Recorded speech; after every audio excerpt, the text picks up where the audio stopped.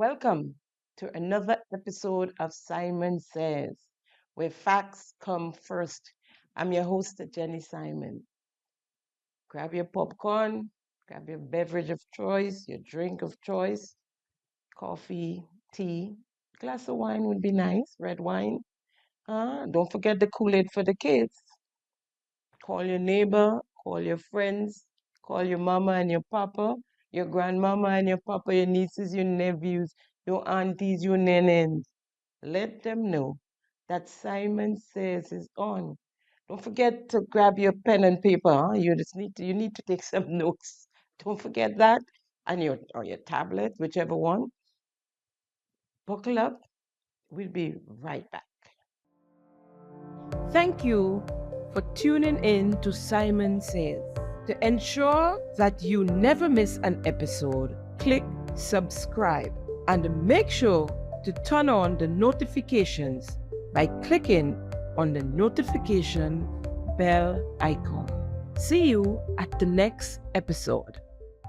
Welcome back. Welcome back. Well, as per usual, I had my episode well mapped out, well put together for you today. But then there was a historic moment that happened on Tuesday, the 27th of January, 2026. That's Tuesday gone, that I must share with you. I can't let this historic moment have it and not share it with you, my followers, my viewers, my friends, my family of Simon Says. Now, after almost 3 years, if not three, of being arrogant, of us being ignored, Deacon Mitchell and his administration, Prime Minister Deacon Mitchell, hosted what they called a post-cabinet briefing. Yes, post. When as you hear those three words, ah, alongside him, the Minister for Foreign Affairs, Joseph Ander, Permanent Secretary in the Ministry of Infrastructure, Mr. Alva Brown, and the new CTO, in the Ministry for Infrastructure, Kimon Andrews. I'm not quite sure he's up for the job. Seriously. I mean, Mr. Blash wasn't either, really. But I think he was in a better space. Let's hear the new CTO of infrastructure. Good morning, everyone. Good morning to the Prime Minister. Good I'd morning. like to direct a question to the new CTO. Congrats, sir. How do you envision Grenada's technology landscape evolving? Should I see the next 1 to 2 years or by the end of the year? Could you repeat the question, Ms. Lavany? Yeah, please.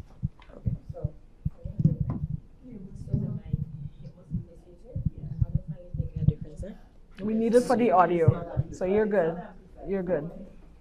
So how do you envision Grenada's technology landscape Yeah. evolving in the next 1 to 5 years? What are your plans, new strategies that you have come up with, seeing that you have a new post? Well, if I were to even look at the future, you always can look at the past. I'm no stranger to the Ministry of Infrastructure. I've spent a few years here, non-consecutively. But with regards to the future, I think we have a great team. It's all about the organization, putting the structure, the system in place, education, even things like AI, for example, ensuring that now we have a design review committee on board. With the help of all hands on deck, this is the way I see things going forward. I just wanted to get that out of the way. The CTO, just get him out of the way. So on the Beyond the Headlines program, the Prime Minister's chit chat with Colin Dow on the 5th of January, 2026, the Prime Minister, all of a sudden, with elections in the air, he's saying, and I quote, he'd be happy to host any amount of press conferences. Hear him for yourself. I'm happy to do the post cabinet sort of weekly. It doesn't have to be post cabinet, but weekly press conference on myself or the. But we also need the media to be present. I mean, I can't do their work for them, and so I'm happy if they're going to show up. If we invite them to the press conferences, that they will come. And part of that is from time to time we do radio station rounds. We partly to demonstrate obviously our willingness to be accessible and to answer the questions or to provide information that the media or the public may have. But as I said, there's always room for improvement, and I'm certainly happy to, within reason, to have as many press conferences as is necessary to clarify or provide updates on any government project or so. Will the real Deacon Mitchell please stand up? All of a sudden, problem with press conferences. There's always room for improvement. Honey, I thought you were Mr. Perfect, right? Happy to have as many press conferences necessary to clarify and provide updates on any government projects or so. Really, Deacon? Sure enough, on Tuesday, the 27th January 2026, post-cabinet briefing, the Prime Minister Deacon Mitchell opened bat. Neela, good morning to members of the media who are here and to those who are online. Good morning to citizens of Grenada. To my right, as has been introduced, is Mr. Alva Brong, the Permanent Secretary in the Ministry of Infrastructure and other departments. To my extreme left is Mr. Kimon Andrews, who is the Chief Technical Officer, who recently took up the position in January of this year. I also have my colleague, the Honorable Joseph Andal, the Member of Parliament for St. Patrick West, and our Foreign Minister with me this morning.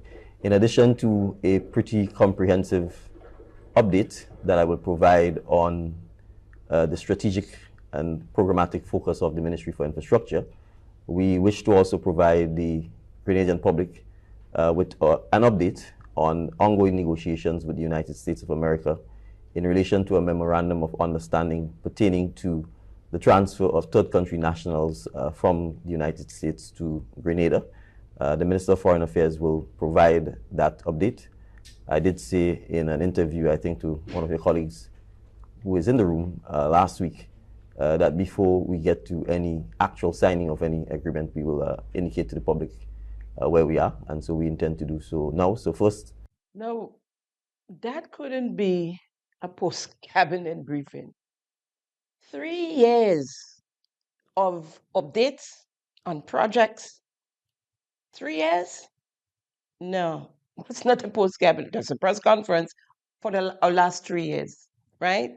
But he gave way to Joseph Andal to start.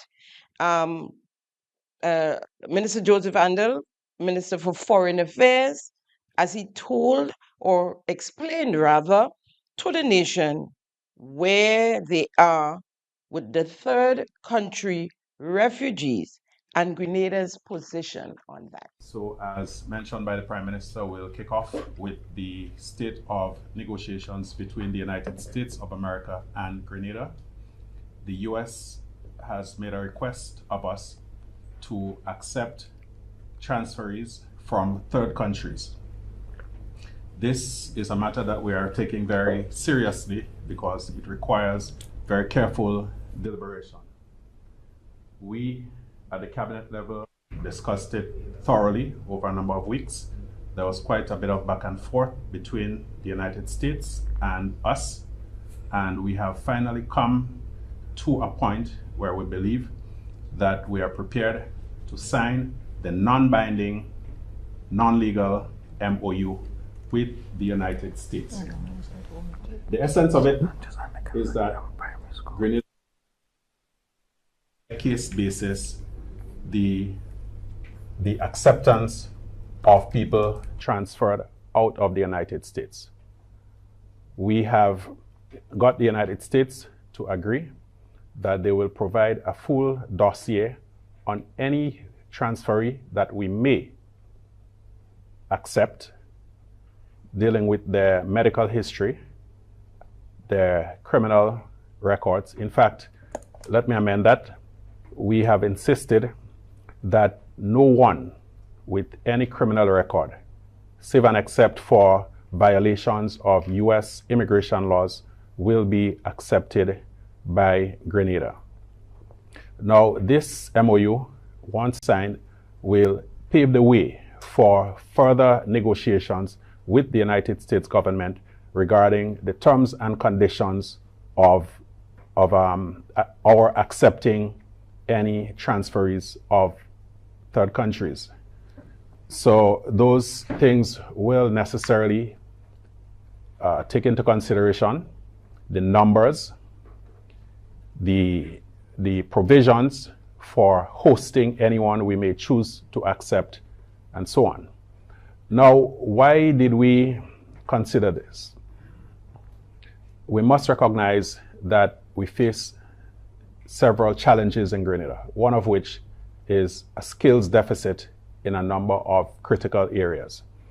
And so while that was not on our agenda, we considered that we might be able to turn it to some level of benefit for us if we can attract people who have the skills that we are currently lacking or that we have a deficit in our country. It is important to point out that we are under no obligation to take anyone that we do not wish to accept. No one can be forced on us. And as a matter of fact, even though we signed the MOU, if the people who are proposed do not fit the bill, as far as we are concerned, we are under no pressure or no obligation to accept them. Now, they got the U.S. to agree, right? That's what the minister said. And the 3-page MOU is not signed. The MOU, with all these instructions and agreements that the minister spoke of there, it's not signed. So how, where does it tell us that the U.S. has agreed? What document? Show us where the U.S. has agreed on all these stipulations, right? The MOU is not on an official paper, letterhead. Doesn't have anything that says Grenada and the U.S. agree. There is just on regular typing paper, computer paper, right? It's a draft prepared by the government of Grenada saying these things. When this MOU is signed, then we can say, okay, the US agreed. You come to us with a draft, you say to speak to the nation, all of a sudden it's okay. Better late than never to talk to us about the third party, the third country, and oh, it's transferee. You know how we're very good at names.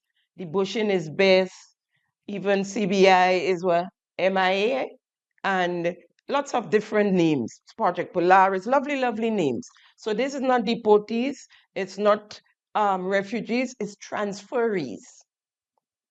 Transferees, right?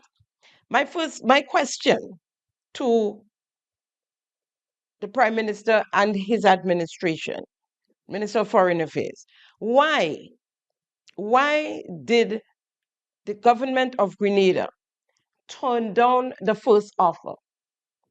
I mean, right away, you all came out, when the rumor came out, you came back and you told us that yes, you got the request and you have turned it down. Everybody clap, yeah.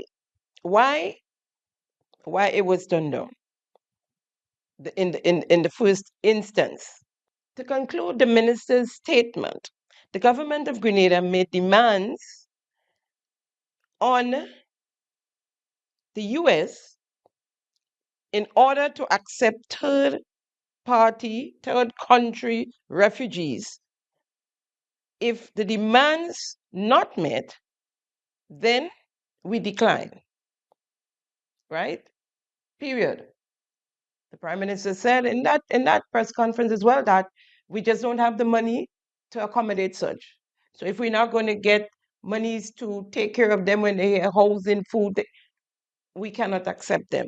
All the demands in the MOU, if it cannot be met, then we have to decline.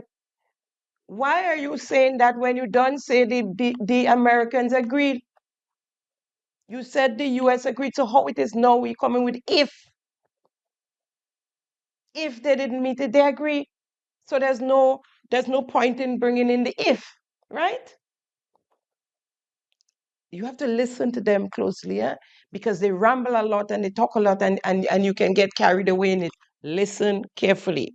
Then the Prime Minister's presentation on the Ministry of Infrastructure and all the wonderful things that's happening there at that ministry. The document that I'm going to use to provide a brief from the Ministry of Infrastructure is fairly lengthy.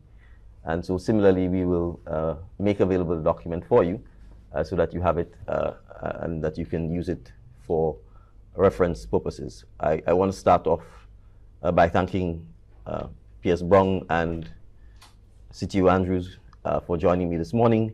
And certainly your question and answer sections, if there are specific and particularly technical questions on any of the things that I say, and if necessary, I will ask CTO or PS to respond in instances where I may not be able to respond satisfactorily. This year, 2026, marks a pivotal moment for us at the Ministry of Infrastructure as we continue to focus on national development with a strong emphasis on improving national infrastructure and in particular with an emphasis on roads and bridges.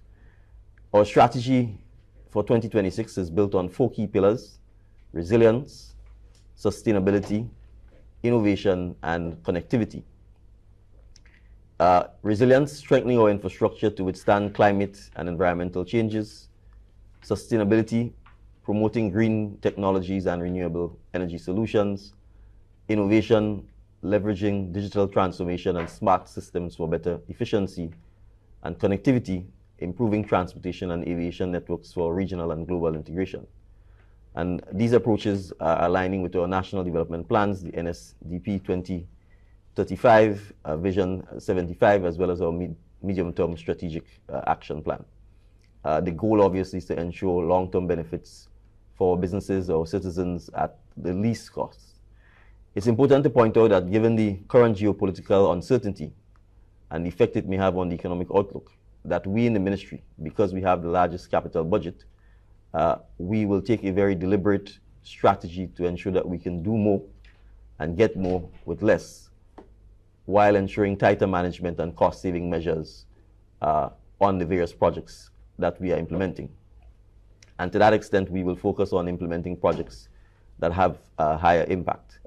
So there are a couple of things that we intend to implement in 2026, and I will share them with you. First, we intend to standardize the trucking and rental rates that we treat with at the ministry. So we'll be undertaking a comprehensive review and standardization of the rental rates that we pay to third-party suppliers who we use, people who supply trucking, tools, equipment, etc. to the ministry. We will engage in enhanced design reviews.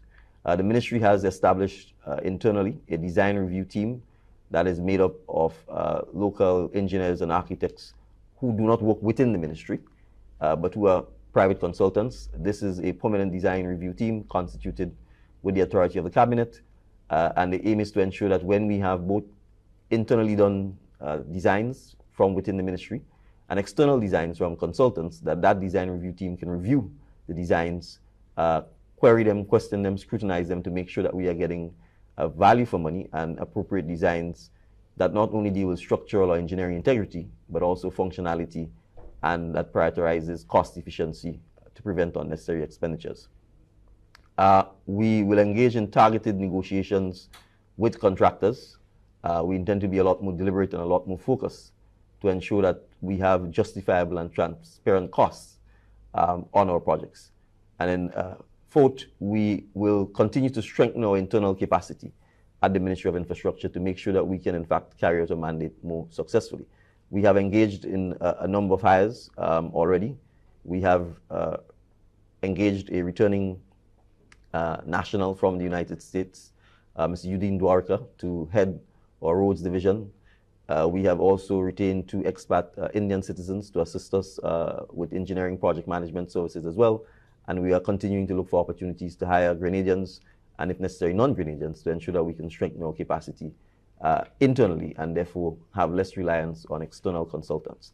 I'll provide an update now on some of the major projects that are ongoing, particularly in relation to roads and bridges, as well as buildings. It's important to emphasize that this is just a sample of the enormous work being undertaken by the Ministry of Infrastructure. So what I'm providing here is a non-exhaustive list. And for everything I say, there are significant others that have been left out. But we will undertake to provide monthly updates to the citizens and members of the media so that we can follow as we go along in 2026. It's important to emphasize that this is just a sample of the enormous work being undertaken by the Ministry of Infrastructure. So what I'm providing here is a non-exhausted list. A non-exhausted list. There are significant others that are left out. We will undertake to provide monthly or bi-monthly updates to the citizens and the media. When did we get so lucky? When did we get so lucky? I can answer to that. Since elections is around the corner. But in the words of Ron Redding, too little, too late. The thing is, I mean, what we got was a half an hour or more of projects, right? And he's telling us that there are more, right? There are much more that he's not going to talk about now. Coming from 1 week or 2 weeks, you go to a cabinet meeting and you come out with dozens and dozens of projects, and you can't even tell us all, right? Non-exhausted list. Interesting. So this is what I'll do. Since this is not part of my planned program, I'm going to, instead of, I would not be able to bring all the clips and all what the Prime Minister had to say in an effort to save time. I will go through it as quickly as possible. The projects, as explained to us by the Prime Minister, right? I'll give you the name of the projects and the date, the timelines given, because the timelines are very important, very important. Now, first, an update on road projects, bridges and buildings. The first project to head the list, the Cliff Road project. I'll stop on this one because it's a pet peeve of mine.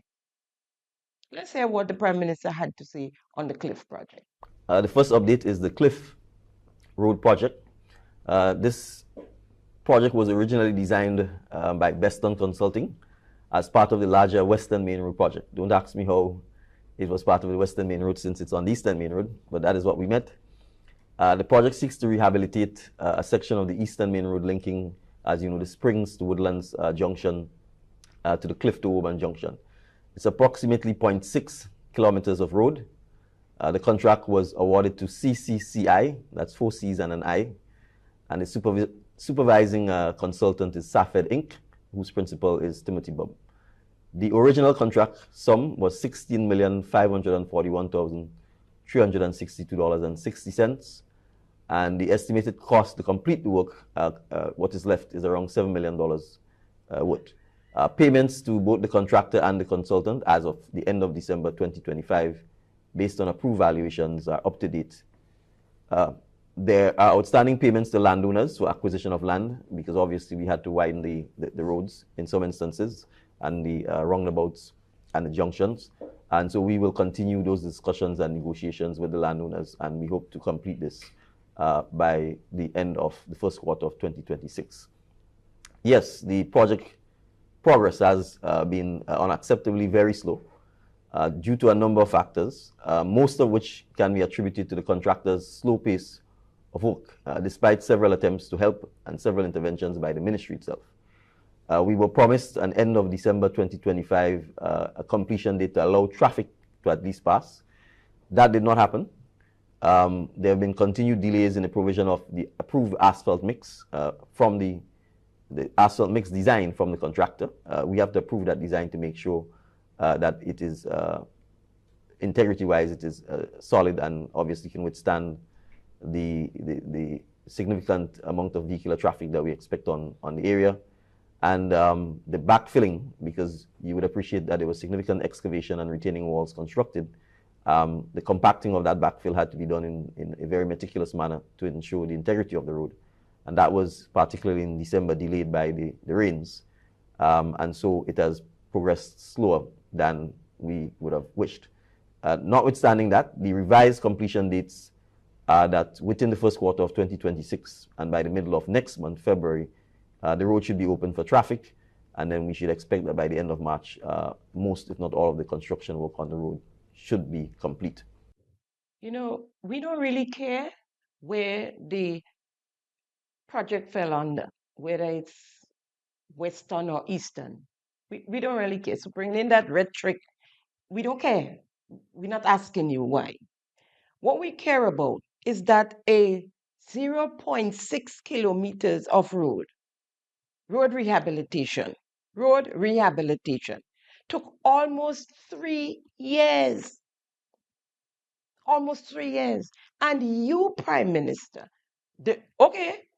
you say that the project in the South is not an infrastructure project, it's a NAWASA project, and so you can't count for the delays. And that project is an infrastructure project contracted under the Ministry of Infrastructure. Your advisor, Mr. Rodney George, claimed it. He claimed it. Your advisor in the Ministry of Infrastructure. He claimed it, right? We know how y'all got it got there. The minister of MIT signing off on it while you were away. We know about that. But it's signed under the Ministry of Infrastructure and not the Ministry of MIT. Infrastructure. You told us in 2025, very early, if not 2024, but you told us that you are the Ministry of Infrastructure is distancing itself from the contractor, separating itself from the contractor, and that the ministry is taking over the project. You had subcontractors on the project. I know that for a fact. Whilst the contractor was there, right? And then eventually you said, it's taking too long. This thing looked like it's going to last till September 2026. Whatever, you're going to get rid of the man, the contractor. You said so. You never came back and tell us what happened. So tell us what happened. Why is it taking so long? Who's getting thrown under the bus? Well, that's not busing, no, that's under a tractor. Who's getting thrown under an excavator, according to my grandson? Who's getting thrown under the excavator this time around, right? And you can't finish that job in 3 years. But you come and you roll out dozens of projects. And according to you, there are more. You just give us some. A snapshot, you said, and you described it as at one point, right? And most of these projects are to start and finish, the ongoing ones, the new ones, are all by the first quarter of 2026. A few got rolled over into the second quarter. Right? Now, on the Cliff project, you said payments to contractor is updated based on approved valuations. Now, when I was listening and you said payments to contractors are up to date as of the end of December, right? And I was like, what? Because only recently, and I mean recently as in days, speaking to someone connected to the project, I was told that the project is the contractor is being owed millions. So I was like, wow, it's paid up. But then came based on approved valuations. And I thought, there must be something in this based on valuations, based on valuations. So I did my little investigating and what that might be. I actually spoke to a lawyer because you know what? A lot of things, when you're listening to the Prime Minister, a lot of things, he's pushing in legal things there to protect himself and his government, right? Now, based on approved valuation means the contractor was paid for the invoices the government approved, right? So if you have 10 invoices on the inside and they approve 3, you getting paid for the 3 and you have 7 there to be paid for. And unless they didn't approve it, you wouldn't get paid for it. So all they have to do is not approve it until they have the money to pay you, right? Trickery and deception. Now, even if the CTO/engineer in the Ministry of Infrastructure sign off on the invoice at the Ministry of Infrastructure, it has there's a lag between that ministry and the Ministry of Finance, or being approved by higher authority, let's say in the Ministry of Infrastructure, when they look at it and say, I don't think we should approve this, or maybe, or when they get to the Ministry of Finance, there's that lag there, right? And until the invoices get approved, then the Ministry of Finance cannot make payment. As long as the payment, the invoice is not approved, the contractor will not receive his monies or their monies. Therefore, what the contractor got paid for by the end of January was invoices the government approved. The contractor, as I understand it, as I told you, is owed millions of dollars as we speak. Invoices in the Ministry of Infrastructure. Now, let's not forget that in the budget, the 2026 budget, there was no mention, absolutely no mention of monies owed to or owing to contractors and service providers. And so they just left that out totally. They just left it out. Not we business. Not we business. All of a sudden they want to tell us things now. Election is in the air. It is obvious Prime Minister Deacon Mitchell did not want a working relationship with the company, the contractor of CCCCI. It's even an issue just to mention CCCCI. He says CCCCI, he said it 3 times. And then he says 4 C's and an I. He says it 3 times. 4 C's and an I. And we all know why.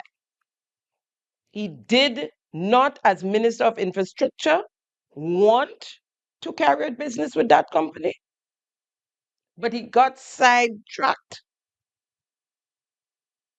or for a better word, maybe stabbed in the back while he was away by the Minister of MIT, Andy Williams, who took a bribe.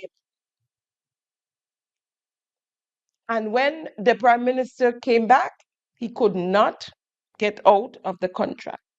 All know. And if he ain't telling all you, I'm going to tell all you. All the distancing and the separation from the contractor never happened. It couldn't happen. The contractor is still on the job. And even some of the projects they took from the contractor, they had to give him back. He couldn't get out of it. Why do you think he vexed with Andy so all know these days? The bribe that bothering him, the bribe that Andy took in exchange for the contract, that is bothering the Prime Minister. To continue with the roads, bridges, and buildings, most of them to be completed in March or by March 2026. Closure retaining wall and road project to commence recommence in the middle of February and completed by May 2026. That won't get a little rollover. Willis Road Rehabilitation Project. Let's hear what he had to say on Willis. I turn now to the Willis Road Rehabilitation Project. This was a sub-project under the Feeder Roads Project, which we inherited, which sought to upgrade 10 roads and bridges throughout Grenada. And this Feeder Roads Project was assigned to a construction company known as the Hanover Construction Company. We have sought, Hanover has since left the island. We have sought to recommence the project because we made the commitment to the citizens and residents in the Willis area that we would do everything to try and get the road completed, notwithstanding the challenges with Hanover. And so we approached 3 local contractors to do a joint venture to have the work completed. Unfortunately, the very week we were supposed to sign the contract, the main partner in that joint venture passed away and died. And so naturally that has delayed the situation considerably. So we are making every effort to find ways to have this project recommence by the end of March of 2026. The St. John's River Road Project, or the St. John's River Project, more commonly known as the River Road Project. This was also a flood mitigation project geared towards solving the persistent issue of flooding along the River Road area between the Mongay Steels Automotive Green Bridge and the mouth to the St. John's River when you exit beyond the National Stadium. There have been 7 phases to the project. Phase 1 to 4, which is the river training works, that has been completed. Phase 5 and 6 involve the Humback Bridge and what is called the Steels Bridge, which takes you to the Steels Automobile Company. We have not yet been able to address the 2 bridges because there's been several technical discussions back and forth about the appropriateness of the type of bridges and whether we need 2 as opposed to 1.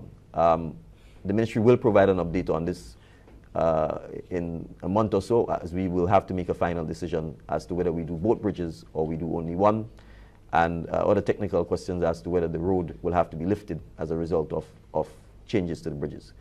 That having been said, the road itself is the 7th phase, and that is yet to be completed. I have given instructions for us to proceed with, in fact, the repairs and renovation to the roads and in the River Road area, and we expect this to commence in the first quarter of 2026. Of course, this is always subject to the availability of asphalt, because that's one of the main challenges we face on the island, and to having a competent contractor who can do the road renovation and reinstatement. Having said that, though, we also believe, and it's that the watershed management is important, because by the time the water gets to River Road, in the volumes and the velocity in which it comes, it is oftentimes too little, too late. So upstream watershed management is part of what we will have to work on together with the Ministry of Forestry to see how we can better address the volume of water that is getting into the river, given the enormous amount of built homes in the immediate vicinity and upstream. So you've heard the Prime Minister on the St. John's project, River Project. Let's take a step back and to, while the project was going on during the previous administration, and come forward to where we are today. First clip. GIS spoke with Program Manager of Creative Designs, Darren Woodward.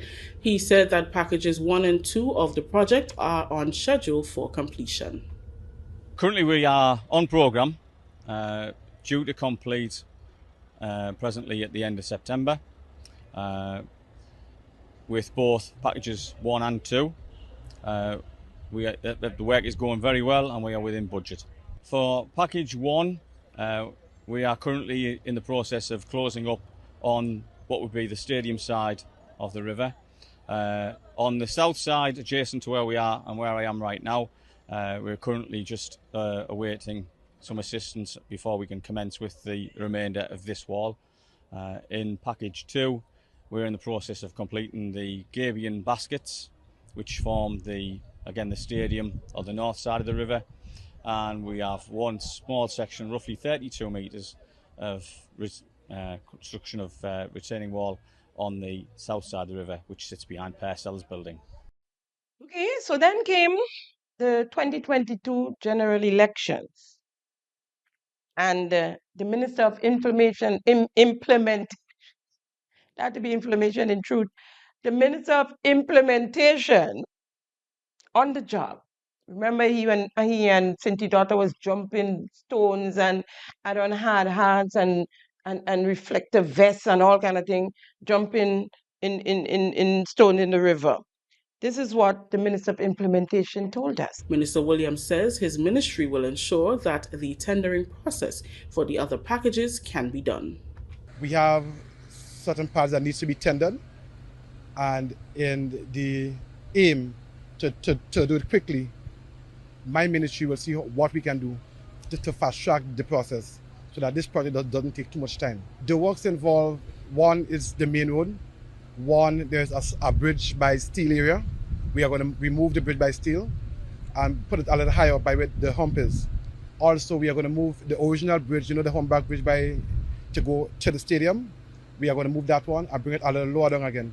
So all these are things that we have to tender, and we know that we have local companies that can do the job, and we will be rooting for them to get the job to be done. And we have full confidence in them to do it promptly and in an effective manner. Tell your boss that we have local contractors that can do the jobs. Tell him that. You figure out what will happen to you. Go find out what a Bangkok selling.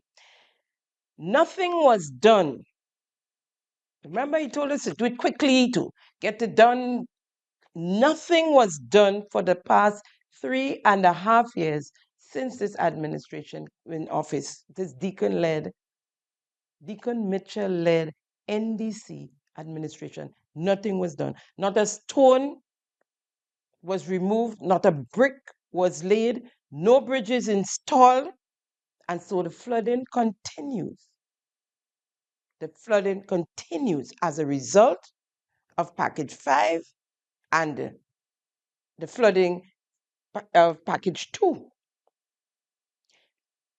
Let's hear what Mr. Winston Gabriel, I think he's an engineer in the Ministry of Infrastructure. Resident engineer with Beston Consulting Company, Winston Gabriel, says remedial action will soon be undertaken in packages 2 and 5 to resolve flooding issues in the River Road area.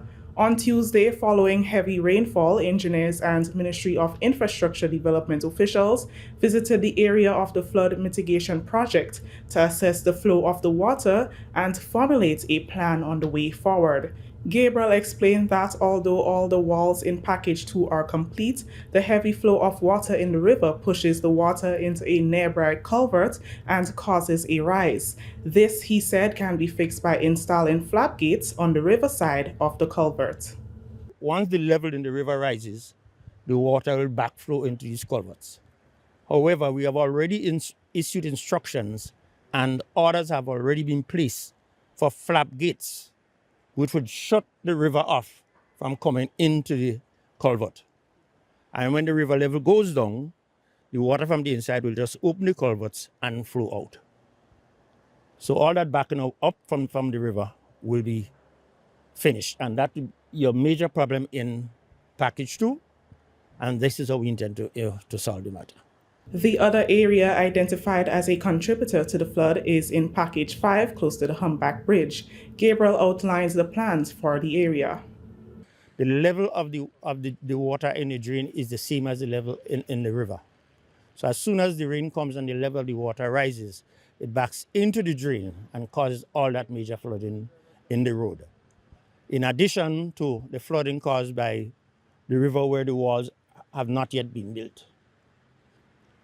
And these walls are in package 5 of this project, which is now out to tender, which includes the replacement of the Humpback Bridge with a new bridge in this location, and the demolition of the Humpback Bridge on completion, because the Humpback Bridge in its present condition causes a lot of backing up and flooding of the area.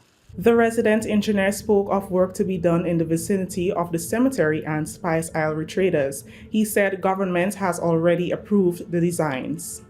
As I spoke to the engineer in the ministry a short while ago, we intend to build a berm, an open berm, and plant it with vetiver grass at an elevation so that we can prevent any flooding into the cemetery. The ministry have seen our design, they have approved it.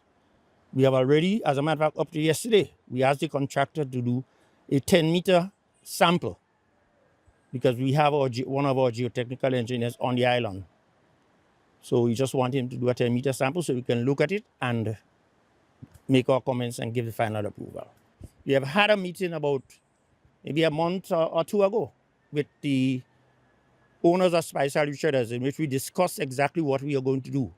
And at that point, they said they were happy that there was no problem. So it's just a matter now to get the contractor to actually start the works. Packages 3 and 4 of the project have already been completed, with packages 1 and 2 in progress, scheduled to be completed by the end of the year. Packages 5 and 6 are now out for tender and includes the replacement of the Steels Bridge and construction of retaining walls. So it seems like Mr. Gabriel is now just on his own. He's no longer with the Ministry of Infrastructure. It's interesting to note, my friends, that this project that was not touched since 2022, when the NDC came into office, is in post-cabinet briefing in January of 2026. It's in a post-cabinet briefing for 2020. That's to tell you the trickery and the tomfoolery that we're being put through. All who have eyes to see, please open it. Open it. And then there was the Prime Minister Deacon Mitchell, and the Minister for Infrastructure in the Parliament of Grenada, reassuring the member for the town of St. George, Peter David, that all's well after the member raised concerns in the Parliament on the continuation of the St. John's River project. I think in the interest of time, there is no need for me to prolong the discussion. I will just add to my honorable friend from the town of St. George that the St. John's River project is in fact a priority. I had said previously that the quotation we got for constructing 2 concrete builds was in excess of $30 million. And yes, in excess of $30 million. And in those circumstances, unless there was absolutely no other alternative, but those 2 bridges, we obviously had to find ways to ensure that we were getting value for money. I'm happy to report to the member for the town of St. George that in fact there are alternatives. And some of the alternatives are perhaps in keeping with some of the more aesthetically historic and pleasing features that the area of River Road has. You know, we have a historic green bridge there, which should really be preserved and turned into something rather than sitting rotting. But we have procured, Mr. Speaker, 2 steel bridges at a fraction of the cost. The bridges are in fact on the island. They've been shipped, they've arrived. The designs for the abutments of the bridges are more or less completed. We expect that the design review process will take place. And once that commences, then the time frame for, in fact, installing the bridges will be reduced significantly, because as opposed to actually having to build a concrete bridge, which will take a significant time, you are actually building just the abutments and the assembling. So rest assured, MP for the town of St. George, we appreciate the need to ensure that this project is completed, and we should be able to provide further updates in due course. I also want to assure the MP for St. Andrew Southeast.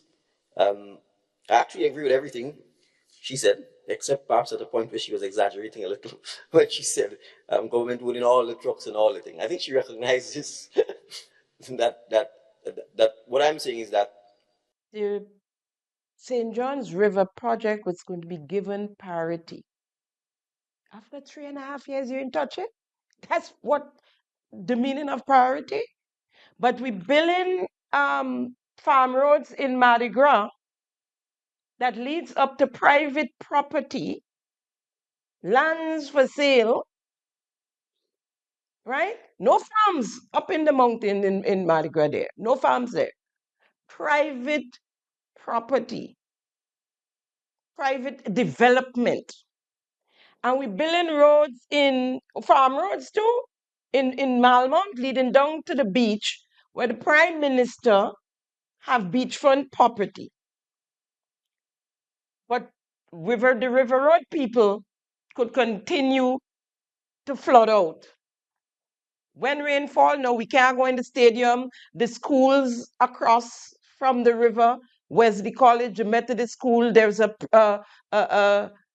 primary school, I think it is, or a daycare across there. Parents have to carry their children across on their back. They have to put their shoes in plastic bag and change it in school. Eh? Every time it rains, the schools get flooded out, mud, slush in there, but it's a priority.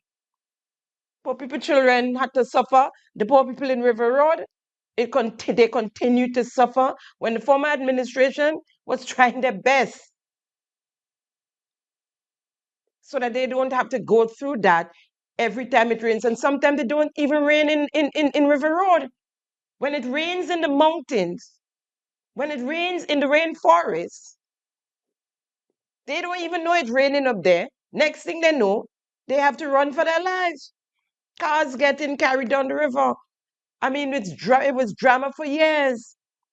And they were working on it, the former administration, NNP administration, yes. Not one stone, but it's priority. Bridges reach already. And then the Prime Minister had the nerve to talk about value for money and the concrete bridge was going to be too expensive. How about the $20,500 we're paying for rent for you? Where's the value for our $20,500, Prime Minister? And I hear you're driving your car is now a BMW, no. I hear we have a BMW in your patrol now. Brand new BMW. Where's the value for money there?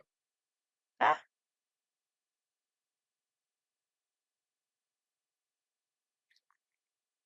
$20,500 monthly rent.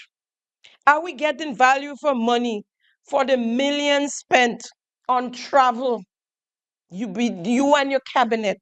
Where's the value? Some cricket bats and some Ghana nurses on the way? And 20 MOU signed. Where is the value for our money is there? 23.8 million spent on housing. Just housing. Now let's tell us in the budget. All because which one? Because it's separate. Because we have 17 million on project project 500. So I guess the 23.8 million is the social services houses with Auntie Glo. Where are they? Auntie Glo say what you get in good. When it's done, they can't use it. Right? 17 million on project 500. 215 million on Beryl recovery, Build Back Better, better known as Build Back Better. 215 million. Where is our value for money? You don't want to build a concrete bridge for the people in River Road to get a little comfort. Say too expensive. So you say you're bringing 2 metal bridges. Where are the bridges? Yeah? 22 million spent on Project Polaris. 22 million. Not a leaf moved from the area where y'all say it's supposed to go. Where is our value for money? The 2.5 million US dollars we pay in Mount Sinai, just to use their name. Is that value for money? You know how much medication that could buy to save people's lives? How much oxygen tank that they don't have to be sharing oxygen. One person to the next take a pull. As if it's ganja, we sharing. Oxygen in the hospital, yes. And you're talking about value for money? 14 million spent on the blue economy. Your new bougie ministry launch on the ecstasy. 14 million. For what? How about the almost 100,000 plus put together a month between you and the Consul General in Dubai? Salaries, monthly salaries, almost $100,000. Well, let me say your monthly package. Almost 100. Is that money? Is that value for our monies?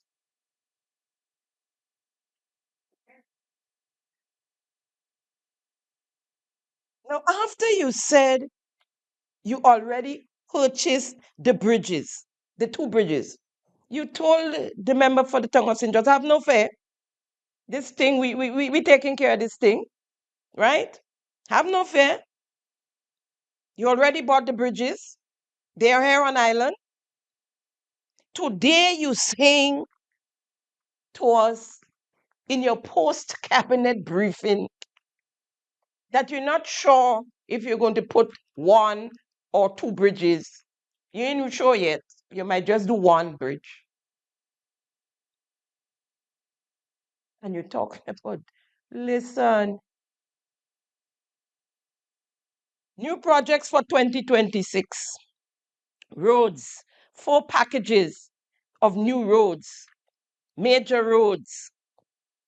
The finance, design, build, and maintain model. That's where we reach now, right?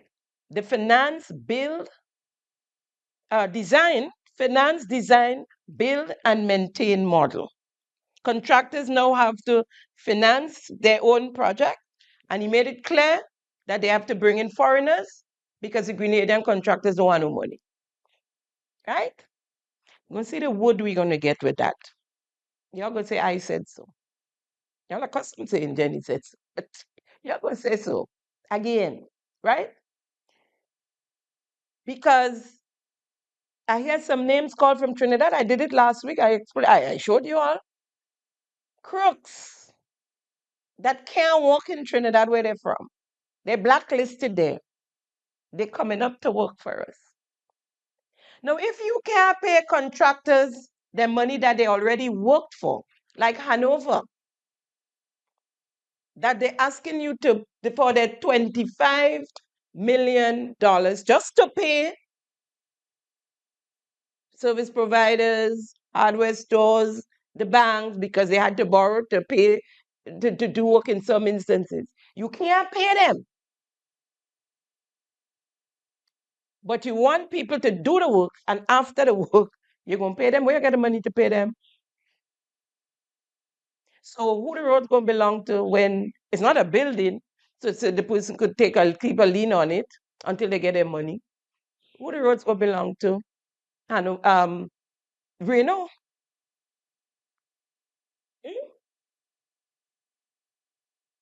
So if you don't have money, and not only that, you have to walk with your own asphalt plant when you come in. Oh, yeah, the kukute. I mean, how much longer? How much longer? You have to walk with your own asphalt plant when you come in.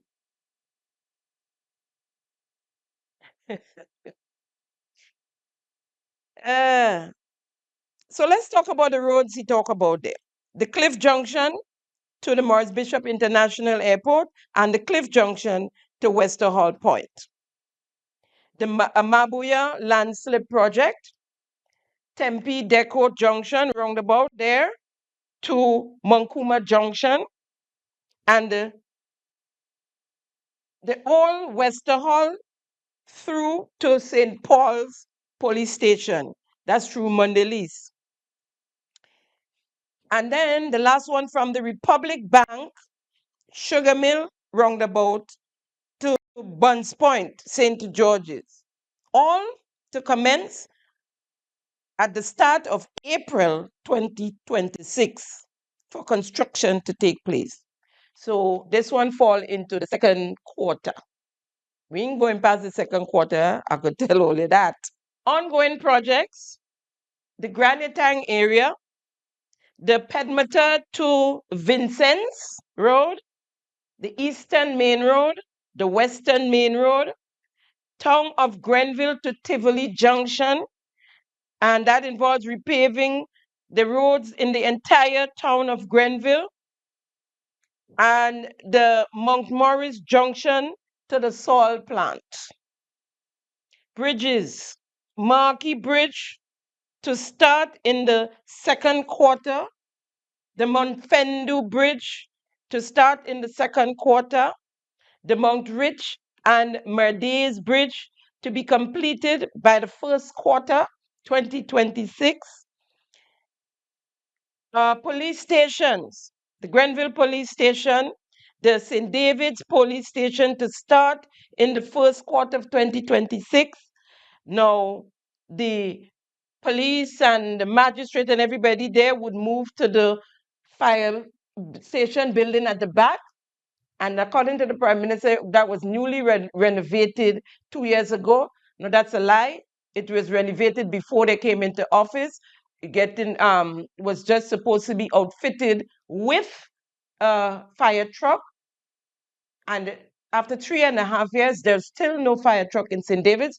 Quite recently, less than a month, in January actually, house burnt to the ground. The owner lost everything right there in Cafe, right there, 2 steps away from St. David, right there, right? A burnt flat. No fire truck but we have new BMW car in the Prime Minister's detail. No fire truck in St. David, right? We're moving along. Police station, the Victoria Police Station to be completed in March of 2026. That's in the first quarter. Union Police Station to commence in the first quarter of 2026. Schools. Works is ongoing on the Calise Government School, Tivoli RC School, the St. Andrew Anglican Primary School, the St. David Secondary, and work is ongoing there as we speak. And work just started on the Florida Government School.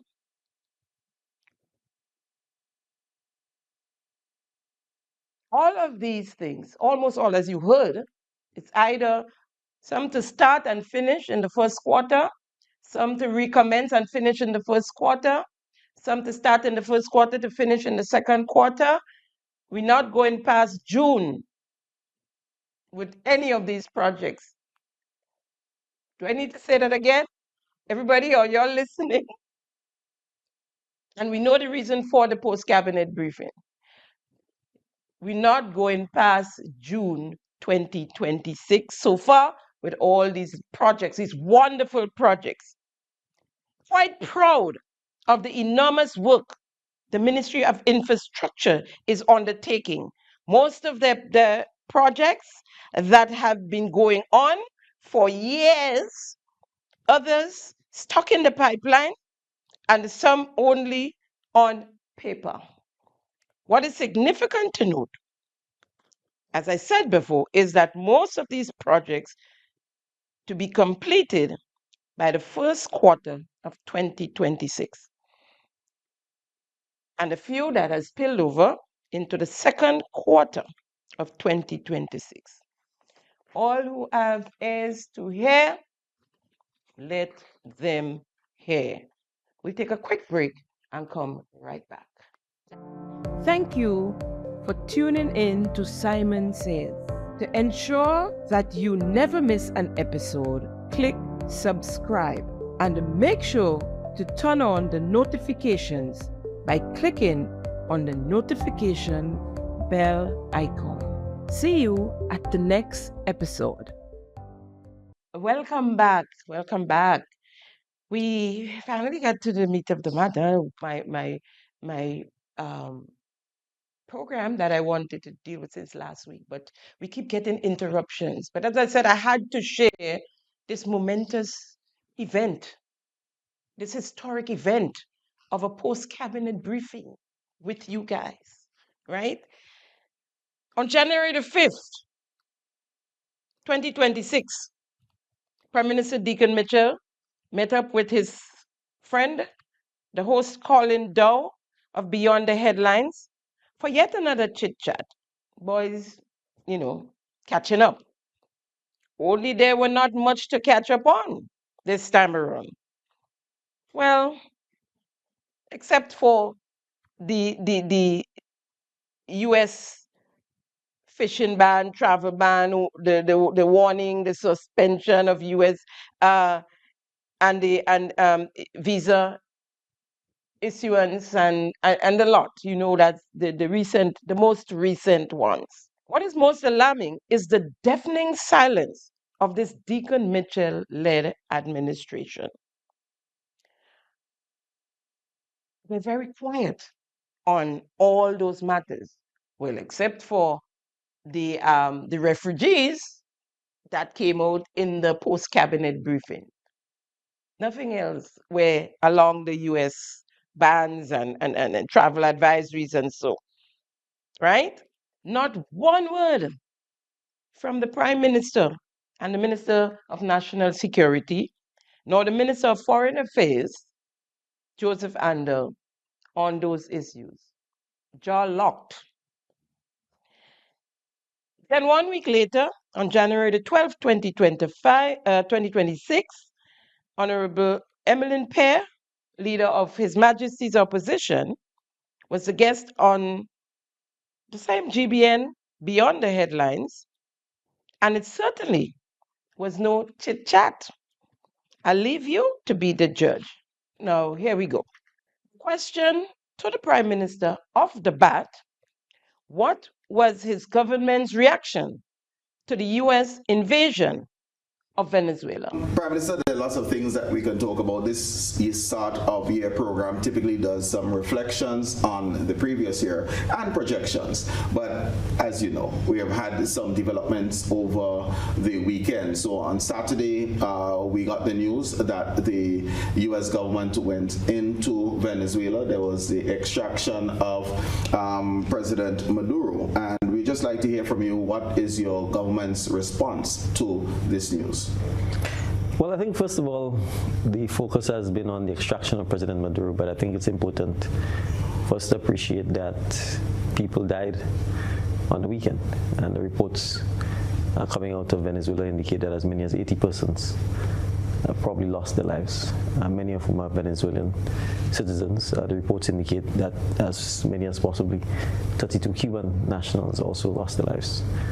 So I want to start off by expressing on behalf of the government and people of Grenada our condolences to the government and people of Venezuela and the government and people of Cuba on the loss of life and the damage to property that has occurred. We have for many months now been reiterating on the need to keep the region stable, to keep the region peaceful, and to emphasize that whatever challenges or differences countries may have internally or between countries, that it is important for us to use diplomacy to resolve those challenges or to narrow the issues and the differences and to keep working at it no matter how intractable and how difficult the challenges are.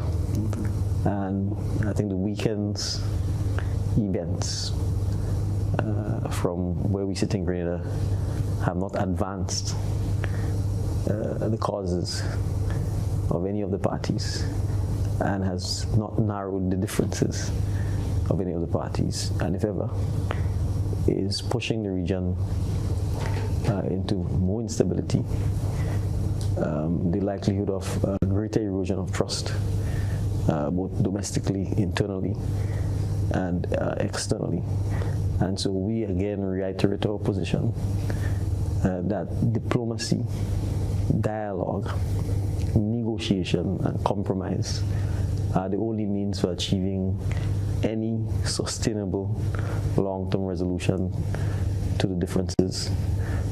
And we wish to again urge all parties to respect international norms, the rules of international engagement, the respect for the territorial integrity and sovereignty of our countries in the Western Hemisphere and the Americas, and that is the only way in which we will make progress on the issues whenever differences may arise between groups within countries or amongst countries. 3.5 minutes uninterrupted, speaking of people who died and lost of property, diplomacy, no one won, no between the two parties, and so on and so on and so on. The very same question was placed to the leader of His Majesty's opposition. This is what she had to say. Weekends ago, the new year was still very new. We woke up to the news that the U.S. went into Venezuela, extracted President Maduro. And I will just like to hear from you, what is your party's position on this development? Mm-hmm. So let me say this, when you have two giants fighting, you want to be careful about the role that you play. And so for us, we view this as something, we've always signaled that this is serious.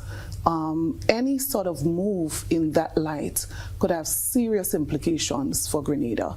So for us, it's always about our people. Where do we stand in the midst of all of this? Mm-hmm. So I remember our Prime Minister offered to be an interlocutor. And so my concern was always, how are we preparing in the event that something goes wrong? And that is really our position on this. It's not about taking sides.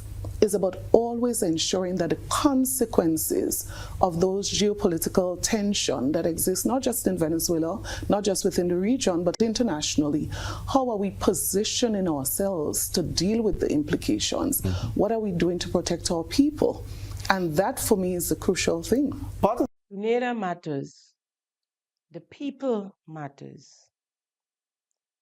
So to protect our people, you communicate with them, and you definitely don't pick sides.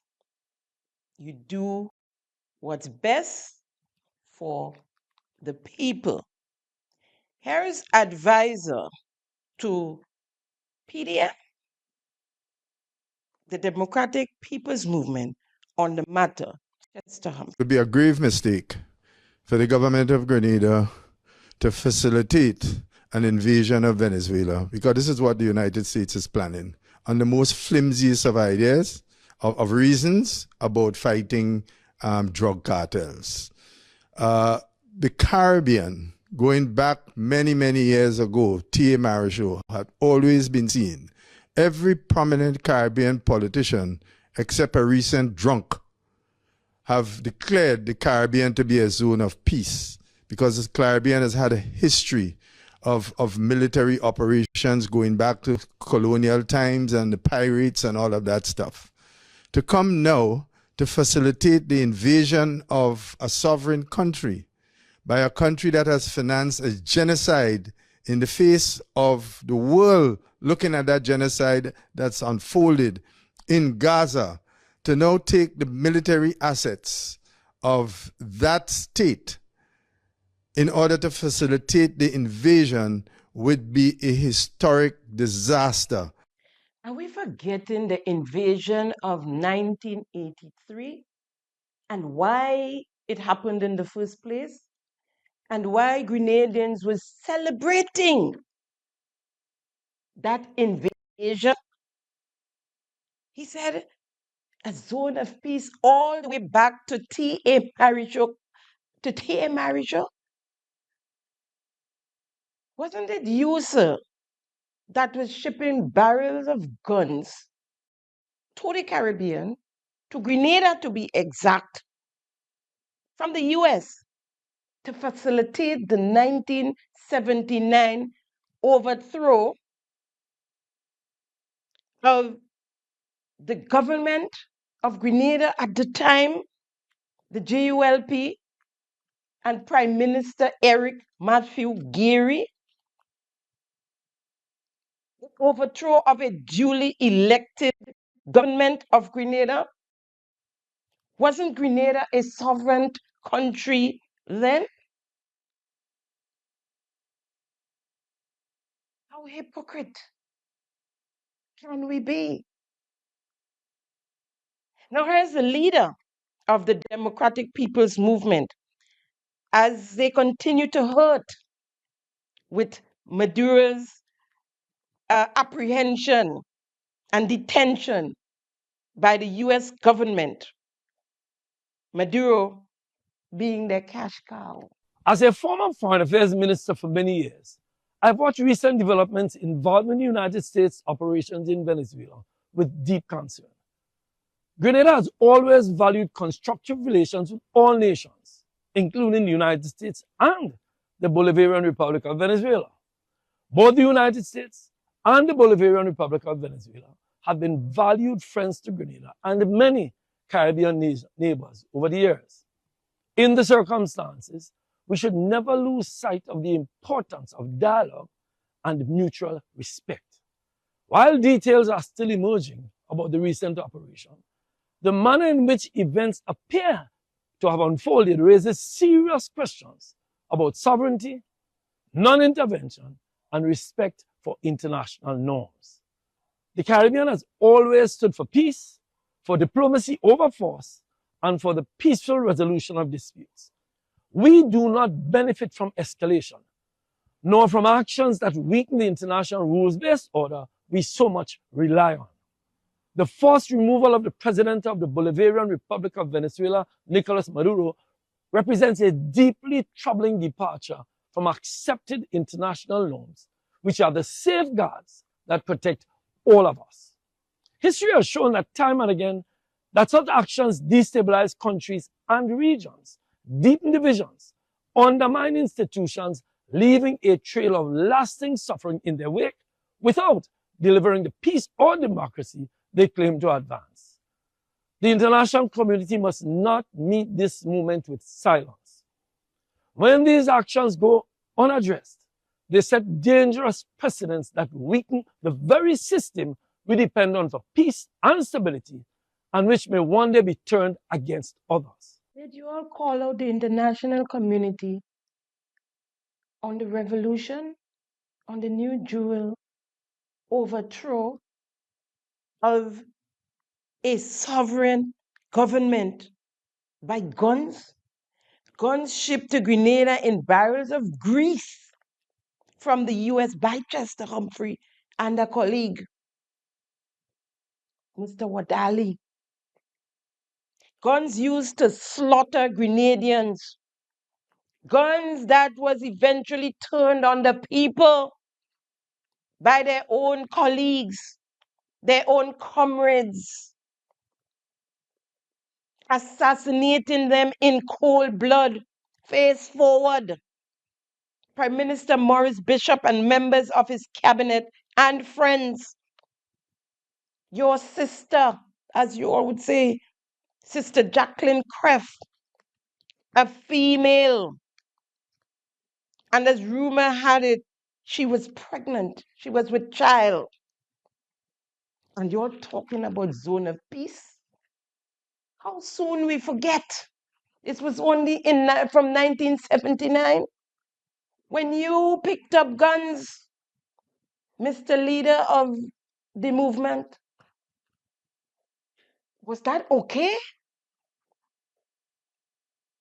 You picked up guns, your partnership to Grenada in barrels. Where was the sovereignty and the zone of peace and international? Did you all call on the international community?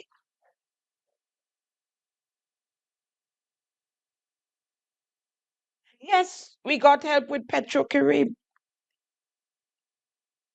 out of Venezuela, like most of the other Caribbean countries. But that stopped a while now, years now, since the US embargo on Venezuela. Now, while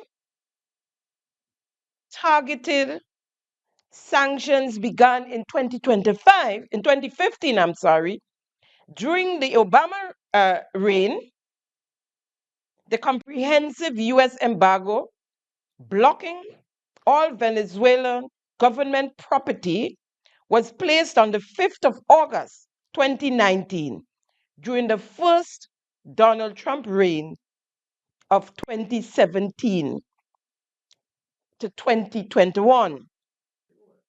This order followed years of escalating financial restrictions, including major oil sector sanctions in January of 2019, intended to pressure the government of Nicolas Maduro.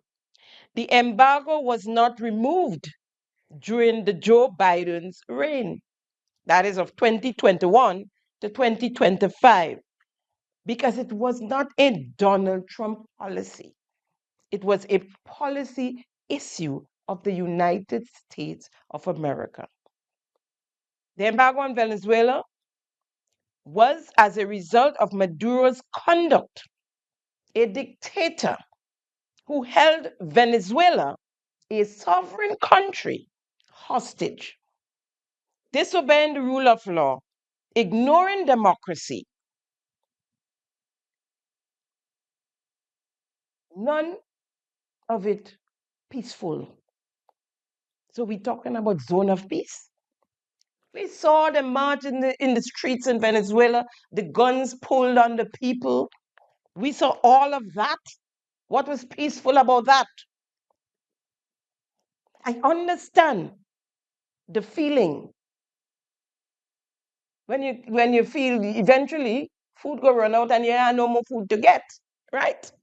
I understand that. All too good.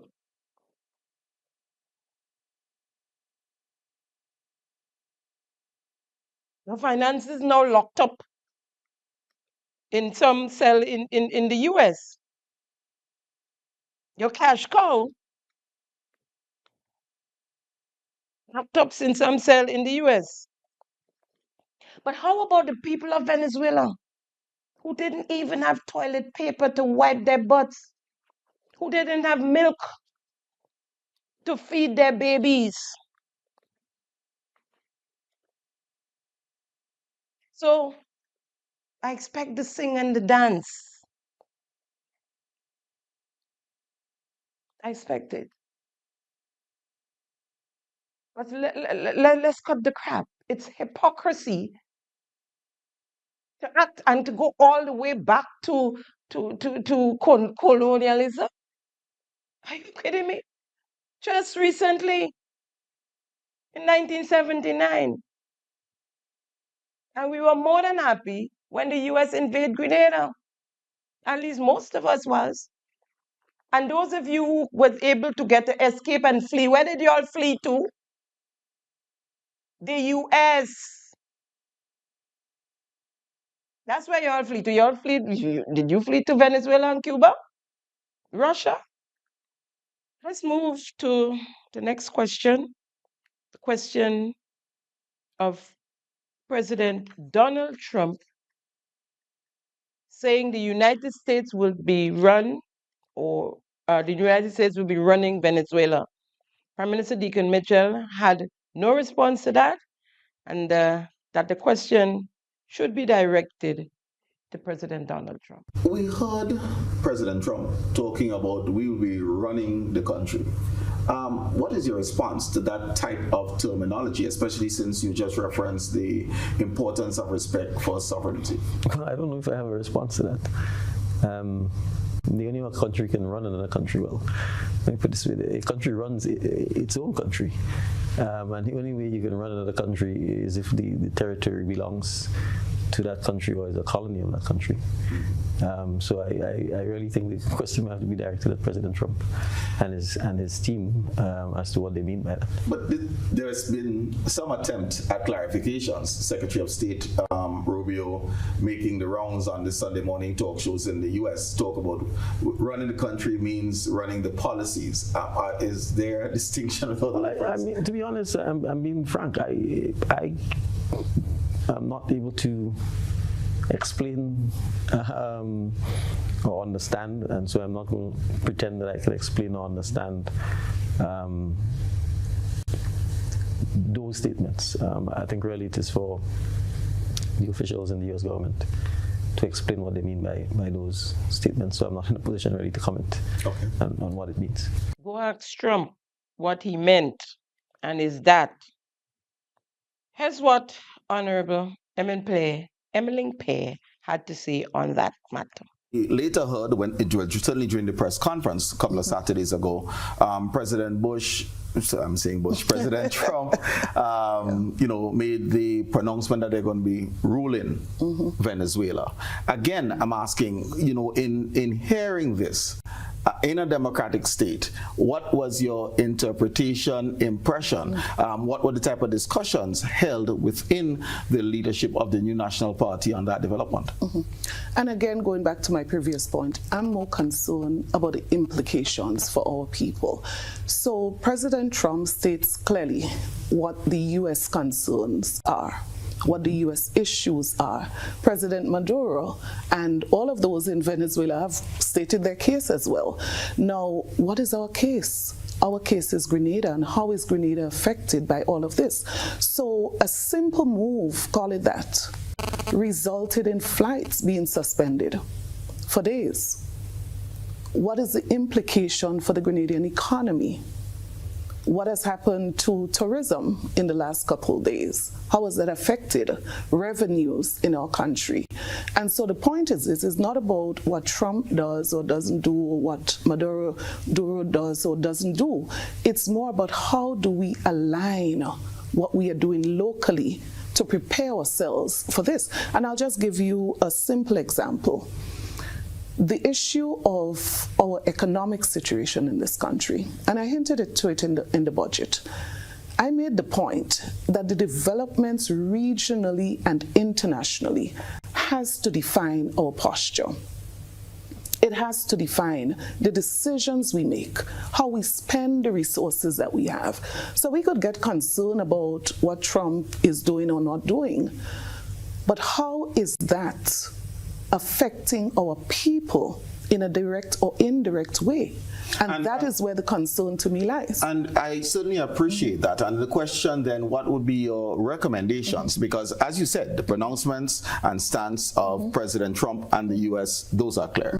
Maduro is now in New York in prison, right? But the question is, what would you recommend that we do within this geopolitical environment? And I'll come back to say, let us act on the things we have control over. So we don't control the agenda of the U.S. government. We don't even control the agenda of the Venezuelan government. We control the local agenda, and that is what is significant. So when you are spending in a reckless way, you are definitely saying that you are not taking into consideration the regional and international situations, the tension that is taking place. I mean, it's obvious that we are not mindful of these developments, because if we are going to create a cushion, a buffer for example. So when you reduce certain things as it relates to cushion and buffer, what happens if we have a situation where imports, for example, is affected? What happens, for example, when tourists can't come here?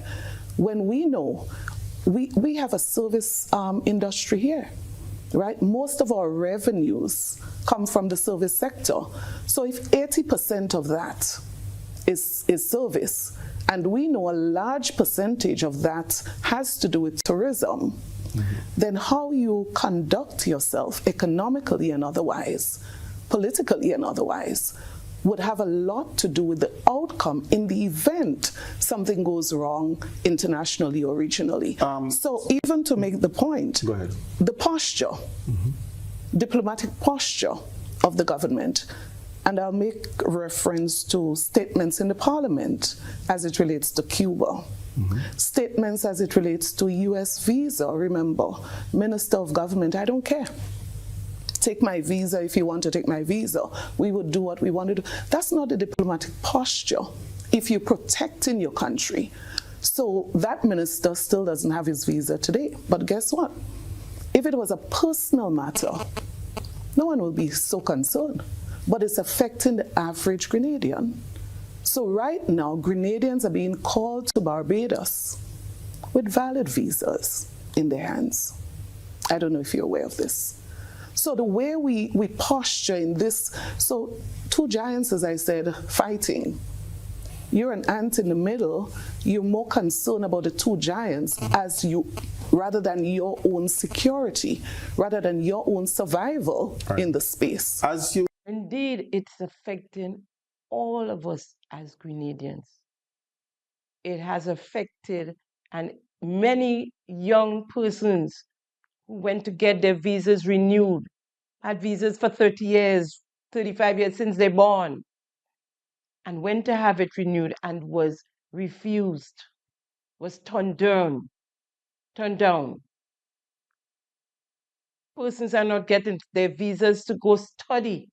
Study visas are being turned down in Barbados.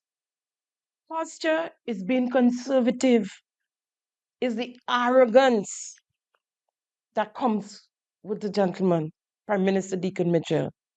What did he say? Ask Trump and his team what they mean. The question was asked of the Prime Minister, Deacon Mitchell, being a lawyer and all, something he has boasted about, being a lawyer. I'm a lawyer. Whether or not the invasion of Venezuela a violation of international law? Here's his answer. As an attorney at law, what your impression of the extraction? Would you say it was a violation of international law? Well, I'll answer it this way. I think there are examples involving the United States and other presidents over the Latin American countries where allegations have been made that they've been involved in drug running, where a normal, customary, legal process was used to get them to the United States and to try them in the United States, to convict them in the United States, and then to pardon them in the United States. So I don't need to, I think, say anything further on that. Okay. And the response to that by the host was okay.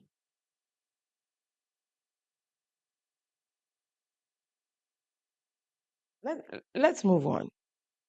You notice how he listened attentively to the background of the Prime Minister and then just moved on to the next question. The question to the leader of the opposition was concerning the new National Party being a member of the International Democrat Alliance. Has there been any communication, party to party, between the US Republican Party and the new National Party? Correctly said, we need to act on the things that we can control. Recognizing that the new National Party is a member of the International Democrat Alliance or Union, and has been an active member since 1983 or thereabouts. Likewise, the Caribbean Democrat Union. Has there been any conversations, party to party, and I'm referring to New National Party to Republican Party members, on the policies being pursued and how that can impact negatively on Grenada? Oh no, Grenada is a sovereign state, of course we know that. And when it comes to party, we discuss politics, right? So as it relates to decisions of the nation, we have a government, and communication on these matters, government to government, not party to party, right? And so it's interesting you raise this, because there's a bigger concern, the issue of communication. Now, we are the official opposition in this country. The government of the United States have been having serious dialogues with the government of this country. Issues that the average Grenadian is concerned about. Until now, there has been no serious engagement, or let me correct that, no engagement with the opposition on these critical national issues. But let us put the opposition aside. What serious conversations have we had on these critical matters? Whether it's radar, whether it's advisory, whether it's invasion, or whatever you want to call it. I mean, there's no conversation. Well, Grenadians, no matter their political affiliations, are becoming very anxious on those matters. And the deafening silence of the Deacon Mitchell-led administration. We are like sitting ducks, zero communication from the government, and in my mind, visibly poor leadership, dysfunctional governance, kakistocracy, rule by the worst, and outright abuse of power. Then came the question on the radars. Radar. I know that it was announced, the request was made, it was being reviewed. President Trump, in his press conference on Saturday, spoke of the possibility of a second wave. So is that radar question still relevant? And if yes, where are we with the review? We're still conducting the review. I think people need to appreciate that, and I've said this repeatedly, we have a civilian airport that was not designed for any military installation. Grenada doesn't have a military.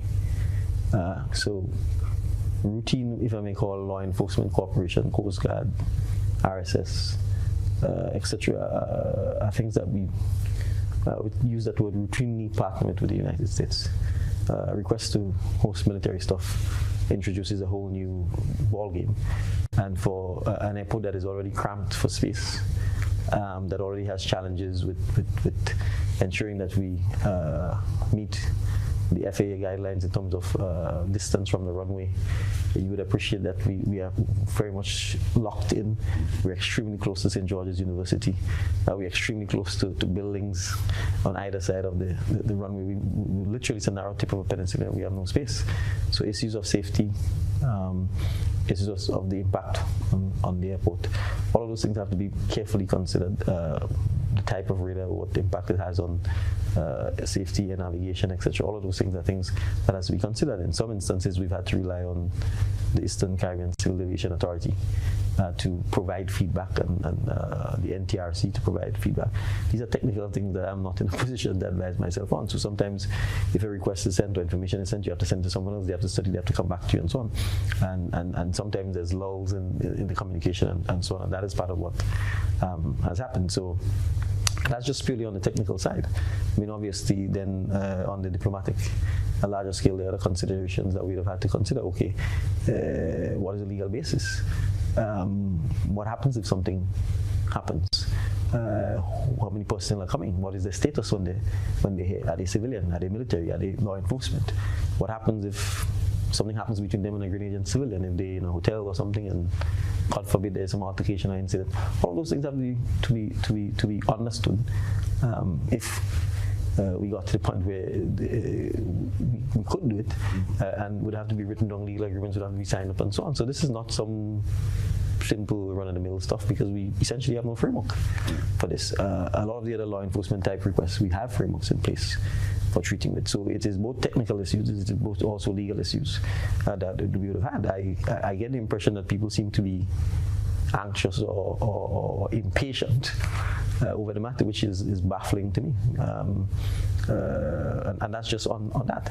And then there would have been also, certainly from a legal perspective, okay, even if it was what is it being used for? Right. Again, as I said, we have no military. You've heard me start off by talking about the zone of peace. We certainly have no difficulty in supporting law enforcement measures. It's a completely different issue here if we're talking military action, provoked or unprovoked. Because I can't on the one hand be saying we promoting zone of peace diplomacy, and on the other hand I'm saying a country that doesn't have a military then begins the process of saying, okay, we can be militarized without understanding the consequences of your principle versus your action. So these are not simple matters that you wake up, have a dream about, and decide, okay, I found the answer, right? And then I think crucially and probably finally, the voice of the people on a matter of this importance would obviously have to be heard and taken into consideration and deliberated on. I think you saw that there's been significant debate and demonstrations and all kinds of things about the matter just because we said we were considering it, right? So again, those things would have had to be factored. So in a sense, the request is still a live request. And I think I've kind of said where we are in terms of my answer to the question. If I'm to... The Prime Minister said on the topic of the raiders at the MBIA, it is still under review. 6 months later, the request is still under review. And he continued to use this statement like we don't have a military. What does a military have to do with storing a raider and accompanied by human resource power? That was according to the release they put out there that we read. That's what it said.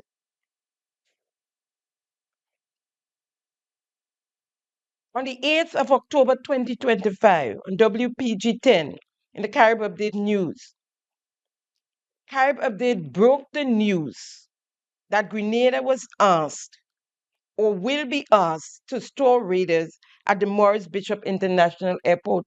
That's where we as a people first heard it. We are coming on the air this hour with this breaking story that Carib Update News has been tracking in recent days.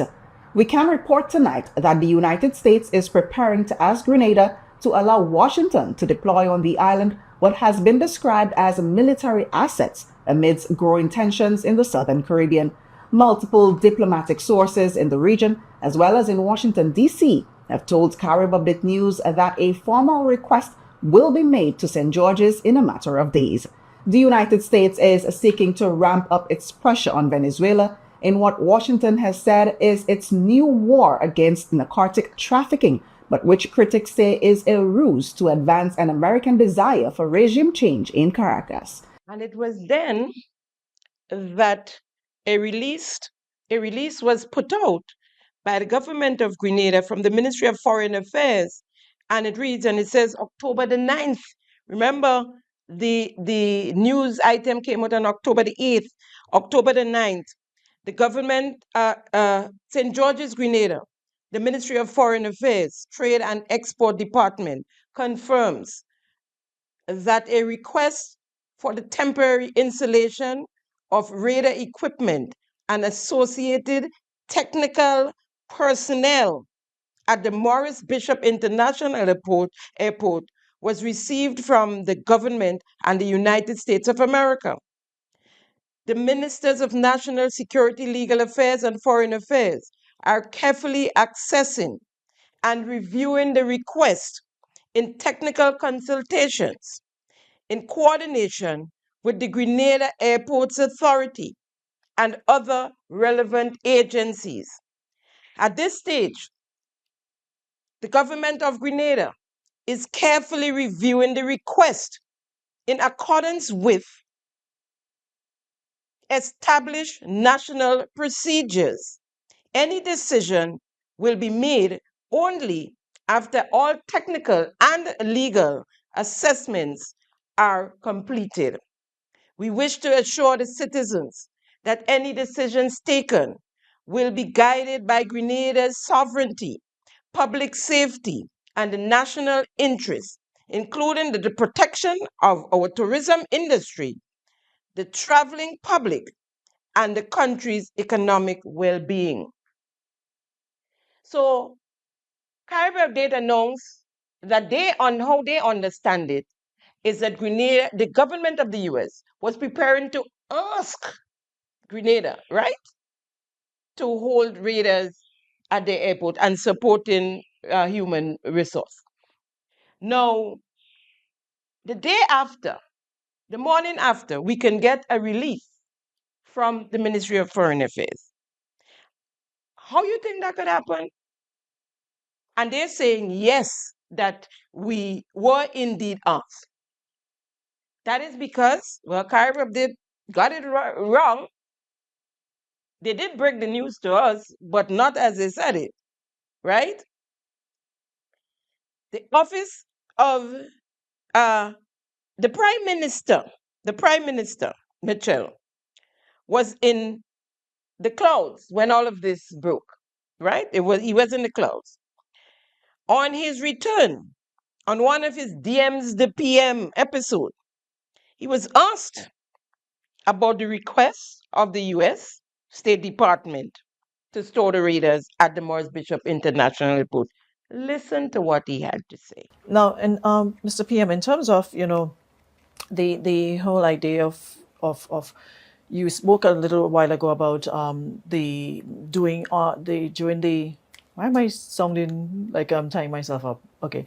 You mentioned in terms of on Friday, you would give a briefing to the public on the situation regarding, and I'm sure that that is what's making the rounds practically everywhere, every talk show, every social media platform. That is the conversation regarding, the U.S. request. And you did say you would make a formal announcement on, would it also include what the response would be? No, it's really to provide an update. Nothing much has changed since the Ministry of Foreign Affairs indicated that we were considering the request. We are still doing so. It is a technical matter that requires a lot of technical people to provide us with guidance on what it is we've been asked to accommodate. And so it's important. The public became aware of this through media reports, and we responded. But this request was made since August. We're in October. So if we were in a position to make a decision, August, September, October, and if we wanted to rush to do so, we could have done so. So the fact is, and that's why I think it's important for people to appreciate, whether it's the United States or any other regional country, there are always requests for us to cooperate on any number of areas, particularly when it comes to things like security. So, for example, and I'll give an example between Grenada and Trinidad. There are always instances where we will ask the Trinidadian authorities to cooperate with us in deporting people or providing intelligence on people. There are times when the Trinidadian government will ask us. We will have to consider those requests and say yea or nay, depending on the nature of the request. So when it comes to policing and security matters, there are always, whether it's Coast Guard, whether it's the police, whether it's the civil aviation authorities, whether it's the Ministry of National Security, there are always ongoing requests that we consider. I'll give examples. We've had requests where in the past, the French, for example, will ask us for permission to be able to board a vessel carrying a Grenadian flag somewhere up in the northern Antilles. Because it's carrying a Grenadian flag, it means its jurisdiction is Grenada. If we say no, they're not able to do so. If we say yes, they're able to do so. It could be for drug interdiction, it could be for human trafficking, it could be for any number of reasons. In this case, the request that is provided has a certain context. It is a request from the U.S. Southern Command from a military perspective. Grenada has no military. So it is not something just right off the bat that we are familiar with. So that immediately makes it a different type of request, which is why we have to consider the pros and cons of whether we agree or not. And that is essentially what we are dealing with. I appreciate that because of the history of the Morris Bishop International Airport, because October in particular is tied to that history, and because the media reports came out in October, that it is a highly emotional issue for everyone. But for me as the Minister for National Security, we have to validate that. We have to take into account, and I'm extremely happy that the public has had extensive debating. They've shared their views. They've spoken about it. People have made their comments. People have sent their suggestions. People have made their recommendations. It shows the vitality of our democracy. It shows that freedom of speech is alive and well in Grenada. And it shows that we have a government that clearly understands that, because we made no decision. If we had made a decision without informing the public, with the discussions with the public, it would have been a different thing. So for me, I have no issue with the raging debate that's taking place. It's just part and parcel of our democracy. But at the end of the day, these matters, the public view will obviously weigh heavily. And we still have to continue the process of the legal and technical engagement. And if we even get to that point, we will then consult with the public as to what is the appropriate decision to be made. So while the emotion, the debate and so on is welcome, decision making always has to be made in a sober, fact, evidence-based, weighing the pros and cons in the overall context of everything else that is happening. But it's important for me to emphasize that Grenada has excellent relations with each and every country in the Western Hemisphere. There is no country that Grenada doesn't have diplomatic relations with or has any challenges with. When it comes to partnerships, from time to time we'll have difference of views, from time to time we may even have falling outs on a particular issue or particular matter. That's the nature of diplomacy, that's the nature of international relations. You get over them and you move on. So I have no issue with the debate. I have no issue with everybody giving their opinions on the matter. And although I said I will give a statement, in a sense, I'm probably giving a statement right here.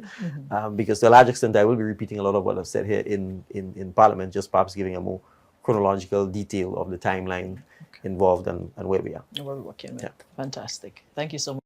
So to hell with the Grenadians who not in social media, who this releases and so that they post, right?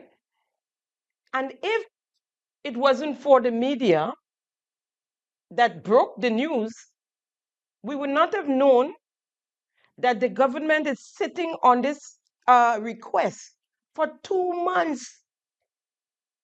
For 2 months, they're sitting on this request.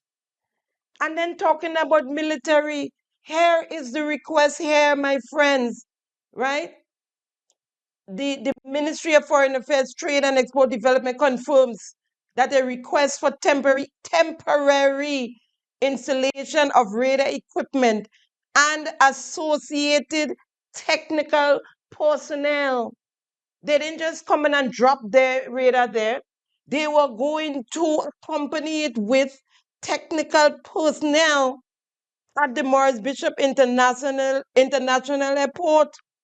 But we would have not known if Caribbean they didn't break the news to us. They did get it wrong. They didn't know that it was already, the request was already made. But thank God for them. And the day after, hours later, we got the release. It was then in that DM the PM that we were told that it was since August, and he proud. The media break the news, but this thing going on since August. And that they were awaiting technical reviews. We heard him, he said he would come to the people in an official capacity. He never did. And I don't think he have any intent. Well, I don't even know if it makes sense anymore, because this radar thing must be null and void right now. We know in January of 2026, and the answer is the same, still conducting reviews. Who are you telling that? And this rubbish all over the time about Grenada and military. Trinidad doesn't have a military. They have a defense force. We are wanting what the SSU is. Why we need a military? Why?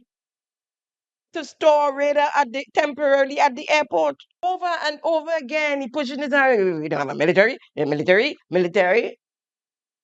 Nonsense. Utter nonsense.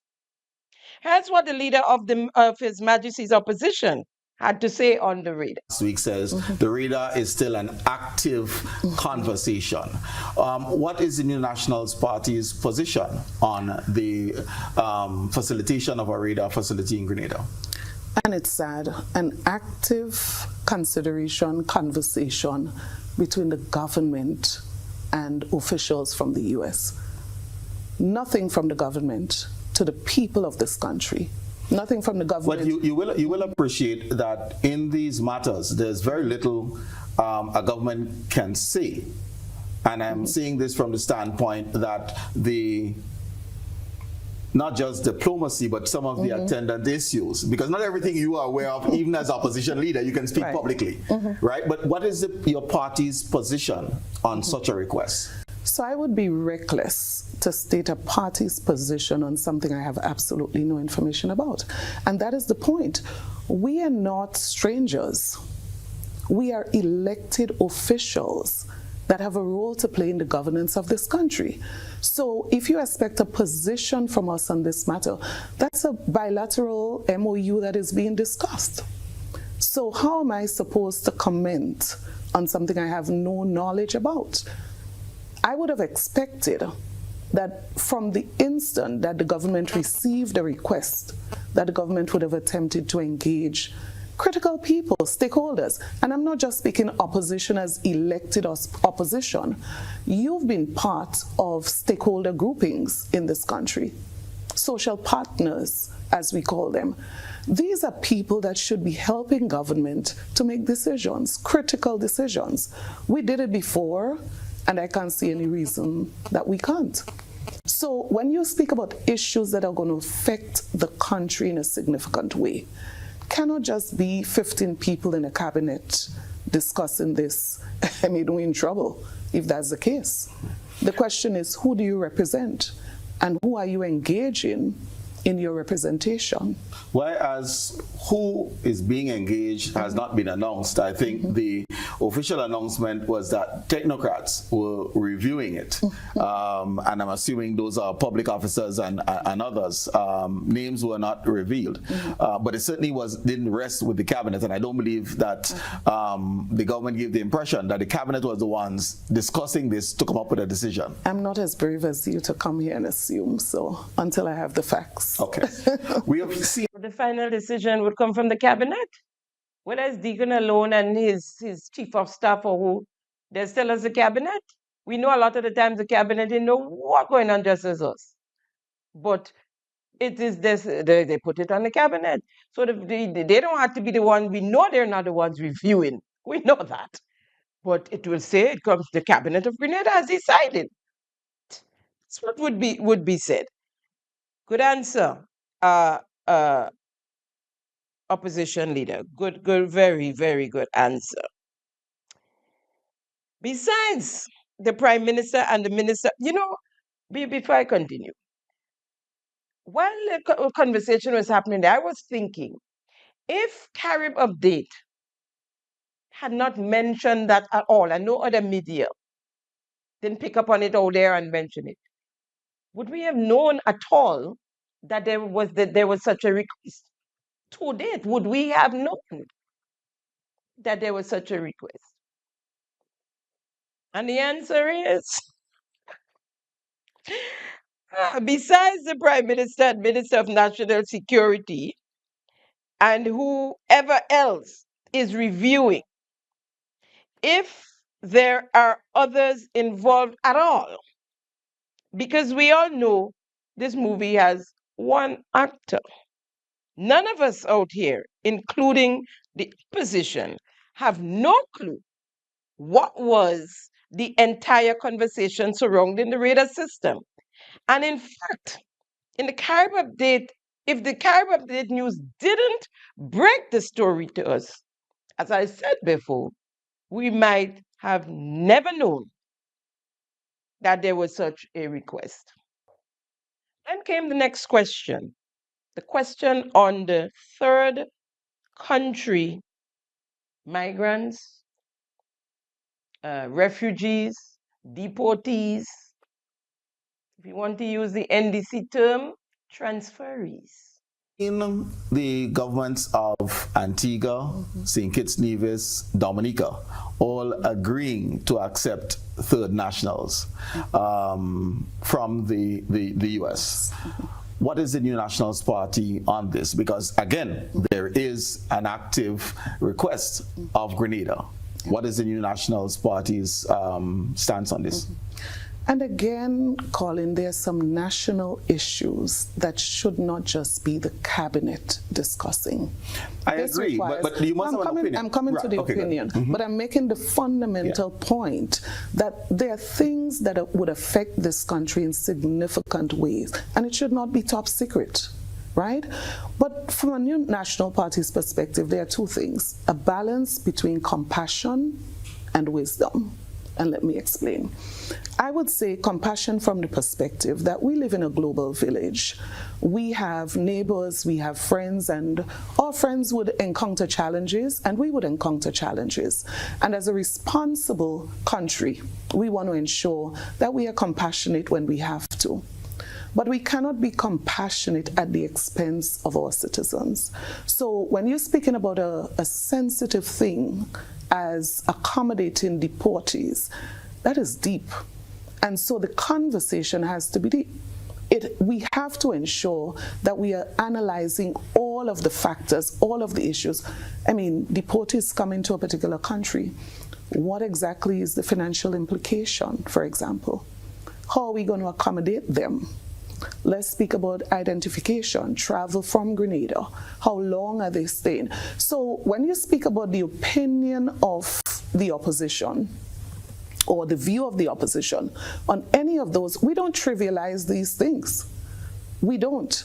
If you're to give an opinion, have a position, because you don't have a standard position on that, it has a lot to do with the current circumstances. So a deportee maybe 5 years ago in X situation is not the same as a deportee in Z situation 2 years after. So every situation has to be examined carefully.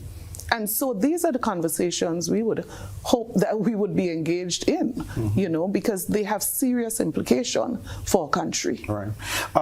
There seemed to be quite a bit of upheaval in St. Kitts because when the announcement was made of the acceptance of citizens from third countries, there was also a pronouncement that no Haitians will be accepted.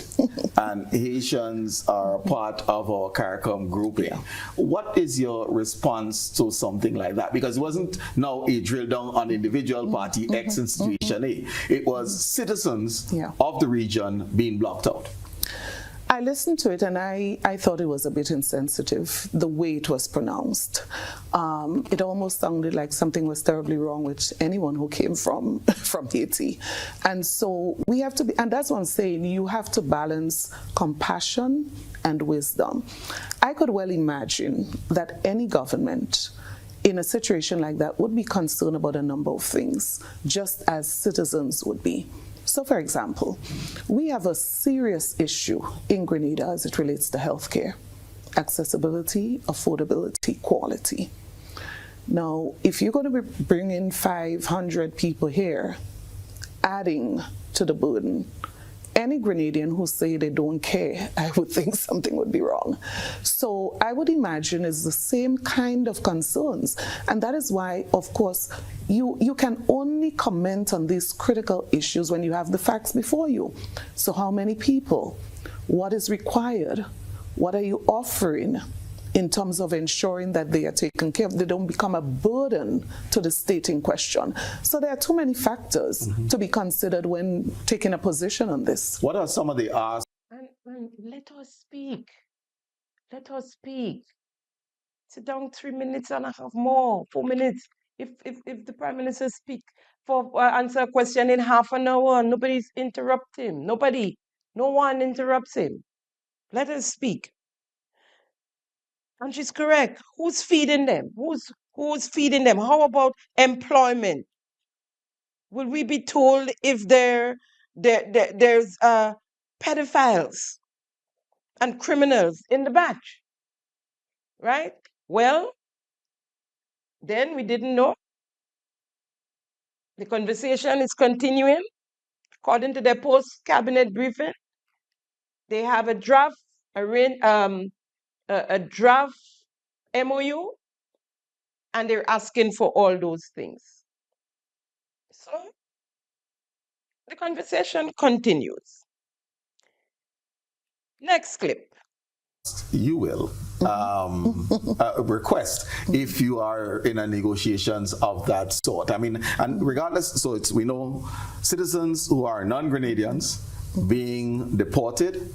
In order for us to accommodate this, we must have ABC at a minimum for us even to consider. What will ABC look like? And ABC would be a number of things. You obviously have to discuss your national security issues. You definitely have to look at your social issues. And social there takes in a wide range of things. Accommodation, for example. We have people in Karakou, for example, who don't have a roof over their head more than 1 year after a hurricane. So you can't just blindly accept persons. There must be clear outlines, a clear plan of how are you going to facilitate those. So you could be asking for 200 housing units in order to facilitate the accommodation? We have a situation right now where we should have had 1,500 Grenadian-style houses between 22 and 25. To date, we have 17 prefab houses for display. So any conversation about deportees must include a serious conversation about housing. And as you say, negotiation, we got to talk about what are our challenges, in addition to the challenge you have that you want us to help you with. Right. And that is why the conversation and negotiation, and that's another thing I am concerned about. Are we utilizing the best resources that we have when it comes to negotiation in Grenada? Do we have critical negotiators who are left out of critical conversations? And that is something we need to pay attention to. Okay, and essentially what I'm hearing here is making sure we utilize the best of our best in order for us to get the best deals. Of course, and as I said, our people have to be at the center of this. Any conversation, you have to have at the center of that conversation our people. So they must not in any way be significantly affected by any decision that is made. We can't compromise. We cannot compromise on our people. So I'm saying let us have compassion, but let us make sure our people are okay at the same time. If we can strike that balance, I'm cool. The same question was posed to Prime Minister and Minister of National Security, Deacon Mitchell. We have heard Prime Ministers Gaston Browne and early on this morning Roosevelt Skerrit saying that Antigua and Dominica both agreed to accept deportees from third countries coming from the U.S. Has such a request been made of Grenada? Well, I need to clarify. I haven't heard what you heard. Okay. So I haven't heard either of the Prime Minister, so I'm not in a position to say that they've said that. So I want to clarify that. What I can say to you is that for some time now, the U.S. government has approached Caribbean countries, including Grenada, to enter into a memorandum of understanding pertaining to third country nationals as to whether the countries will be prepared to, if asked by the U.S., and if the country agrees to, on individual cases, to agree to hosting. We've been in discussions with the United States on this, and the discussions ongoing. Texts of the MOU have been shared, and the various technical people, Office of the Attorney General's, Ministry of Foreign Affairs, have been in discussions with the U.S. Embassy as well as our embassy in Washington on the matter. Okay. So to date, we have not agreed to accept third. That's okay. Yes. He needs to clarify. He haven't heard. It matters if you haven't heard. He's saying to you, It wasn't a gossip, it wasn't a rumor. He's saying what is gospel. The host didn't say alleged. He spoke of what had happened. By then, it was 2 members of CARICOM, his friends, his boys, signing MOUs to accept the third country refugees. It was all over the news. Prime Minister Gaston Brong of Antigua and Prime Minister Roosevelt Skerrit of Dominica. The bad boys, yes, they buckled. Since then, many others have signed on. Dr. Terence Drew of St. Kitts and Nevis, your buddy. Prime Minister Philip J. Pear of St. Lucia, another buddy of yours, Prime Minister Deacon. Prime Minister Mia Mottley of Barbados. We had Guyana and Belize also sign on. The whole bad boy squad. But we are yet to hear yea or nay from our Prime Minister. By no means I'm saying that the Prime Minister, Deacon Mitchell, should sign on. What I am saying is that he need come speak to the people of the nation. Let us have a discussion. It's called consultation. Is the US government paying for their room and board for as long as they are here on island and without a job? Who's feeding them and paying their bills? What about their health care? Let us have that conversation. Well, the conversation happened a couple days ago, partly in a kind of way with this draft MOU. Let me say here also that all of the prime ministers, every last one of them, addressed their nation, their different nations.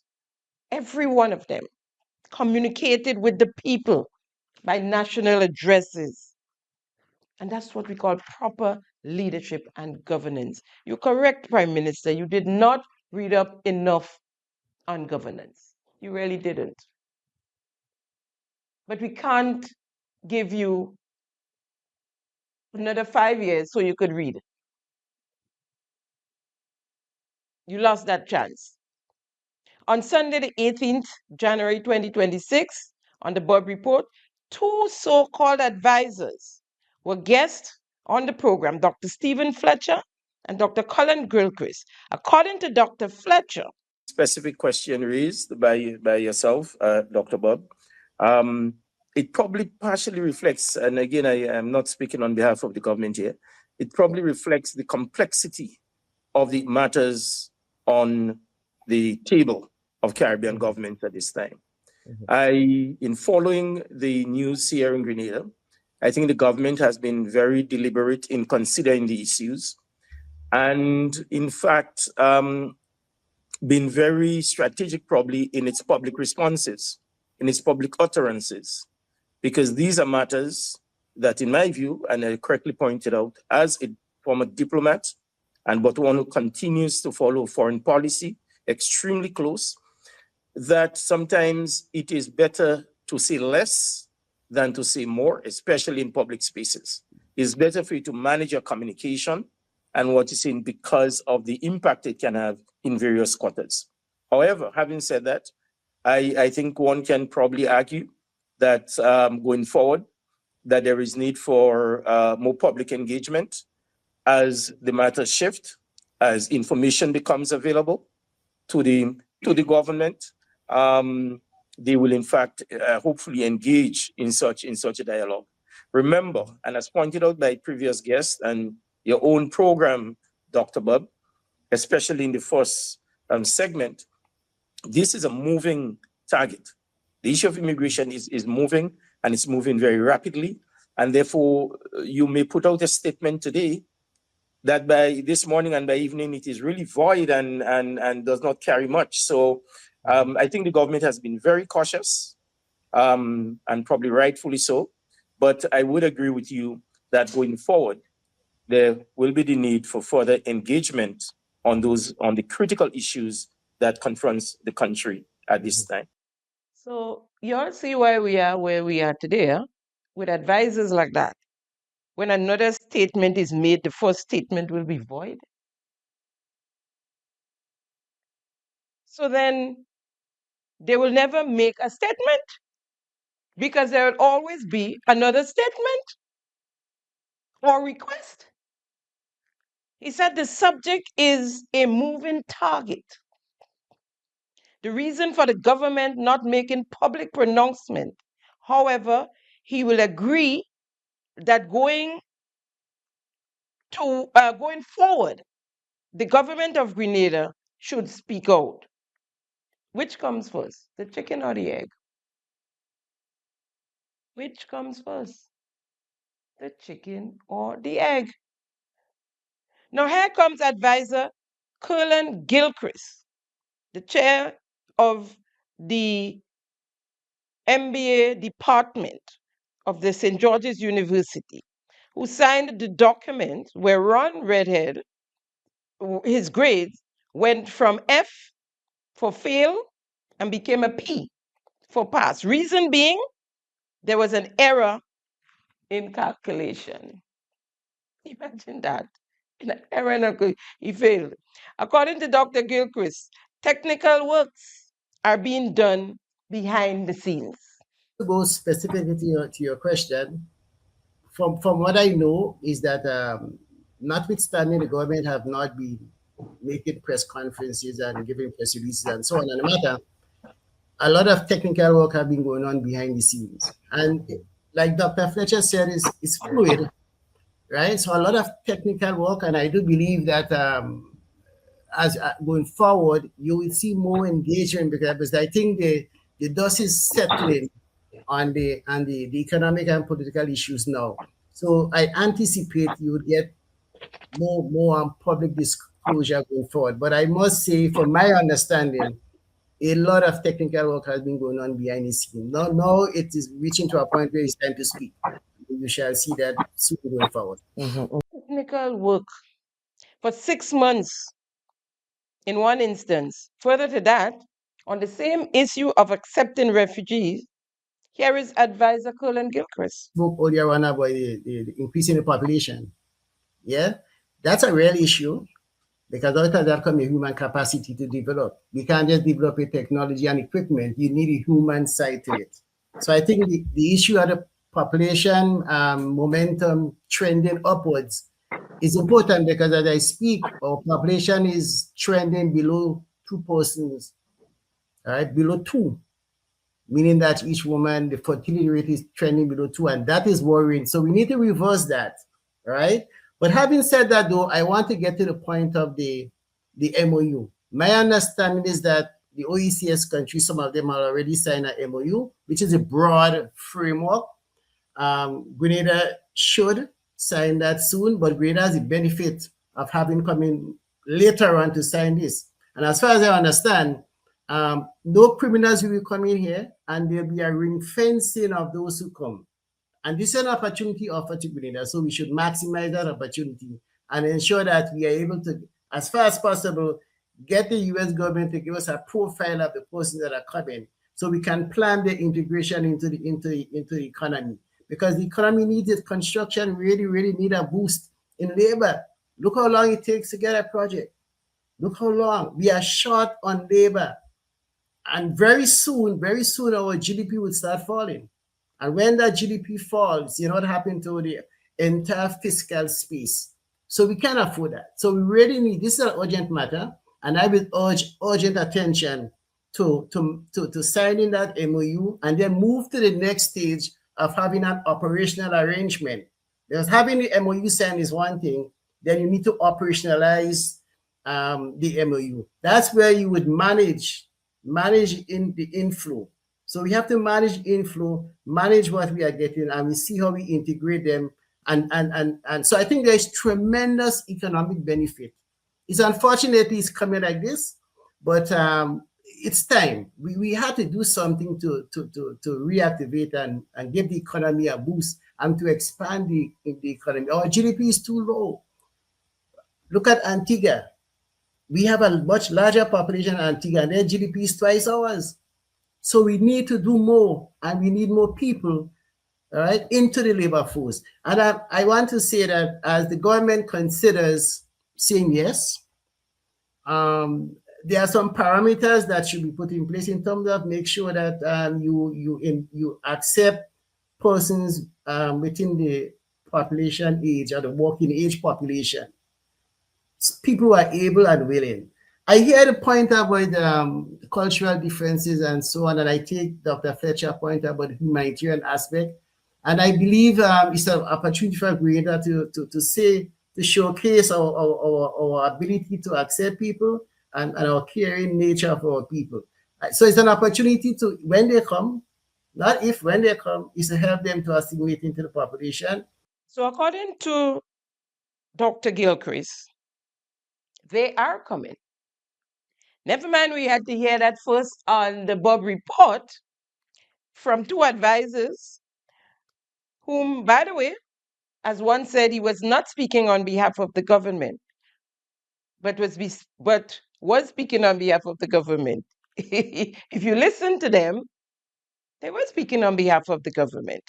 Both of them came speaking on both sides of their mouth, sometimes giving us their opinion, and other times speaking like they are privy to information from the back room that we don't have, that we, the people, have no information on. Like in the case of Dr. Gilchrist saying, not if, but when they come, in reference to the third country refugees. Whilst the advisor, Colin Gilchrist, said, not if, but when they come, the Minister Joseph Andel, Minister of Foreign Affairs, at the post-cabinet briefing in almost 3 years, the first one in almost 3 years, said, is if and not when. So Dr. Gilchrist is saying, it's not if, but when. And the minister is saying, is if and not when. Good morning, everybody. Kalestra Faria. When these transferees arrive in Grenada, what will be their status here? Pardon me. First of all, it's if and not necessarily when, because there must be agreement on our side, okay? But if and when they do arrive, they will have to be afforded the normal protections under international law. There is something referred to as the principle of non-refoulement, which simply means that people who are in a country other than their own must not be subjected to torture, to arbitrary treatment. They should not be discriminated against on the basis of race, religion, or on any other basis. And that is one of the things that led to our favorably considering ultimately the potential acceptance of such transferees, because obviously there are people for whom returning to their home country can even be deadly. So they will be protected under international law. They will be subjected to our domestic laws. And of course, the country sending them to us we will have assurances, we will have to have assurances, and not simply verbal assurance, but assurances demonstrated in tangible ways that the means to take care of their material well-being are provided. But his answer was not good enough for Prime Minister Deacon Mitchell. So he added to what the minister had to say. So, well, I want to perhaps also answer. I mean, when someone enters Grenada, there are only 3 statuses you can probably have. You're a visitor, temporary visitor, or you could be a resident, depending on the length of stay that is permitted, or you could be domiciled, depending on the length of stay that is permitted. So the same way in which someone who is coming to Grenada to work, for instance, may need to get a work permit, and if the period of the work is 6 months, 12 months, or it's for a single transaction, that person is viewed as a visitor with the right to work. Or if you are here for more than 6 months, generally 182 or 183 days, then you can have the right of being allowed to be temporarily resident. If someone is here more permanently, the Minister of Immigration has the right to also deem you as being a permanent resident. So it will all depend on the individual agreement that pertains to each individual person.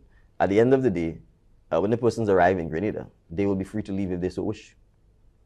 Right. So I think this is important to understand. We will treat the folks here, if we enter into specific contractual arrangements with them. So for example, if as part of the transfer we agree that we are taking them to work and the duration of the work period is X and they agree to that, then we will expect them to hold up their end of the bargain.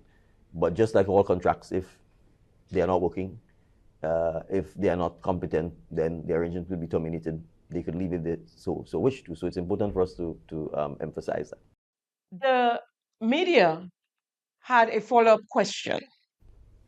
Which makes me even more confused, Prime Minister, with your response, because these are not people who are willingly choosing to come and become residents or to be visitors or anything. They are being forcibly removed from a country that they attempted to make their home, to be domiciled, to work in. They're being thrown out. We're accepting them.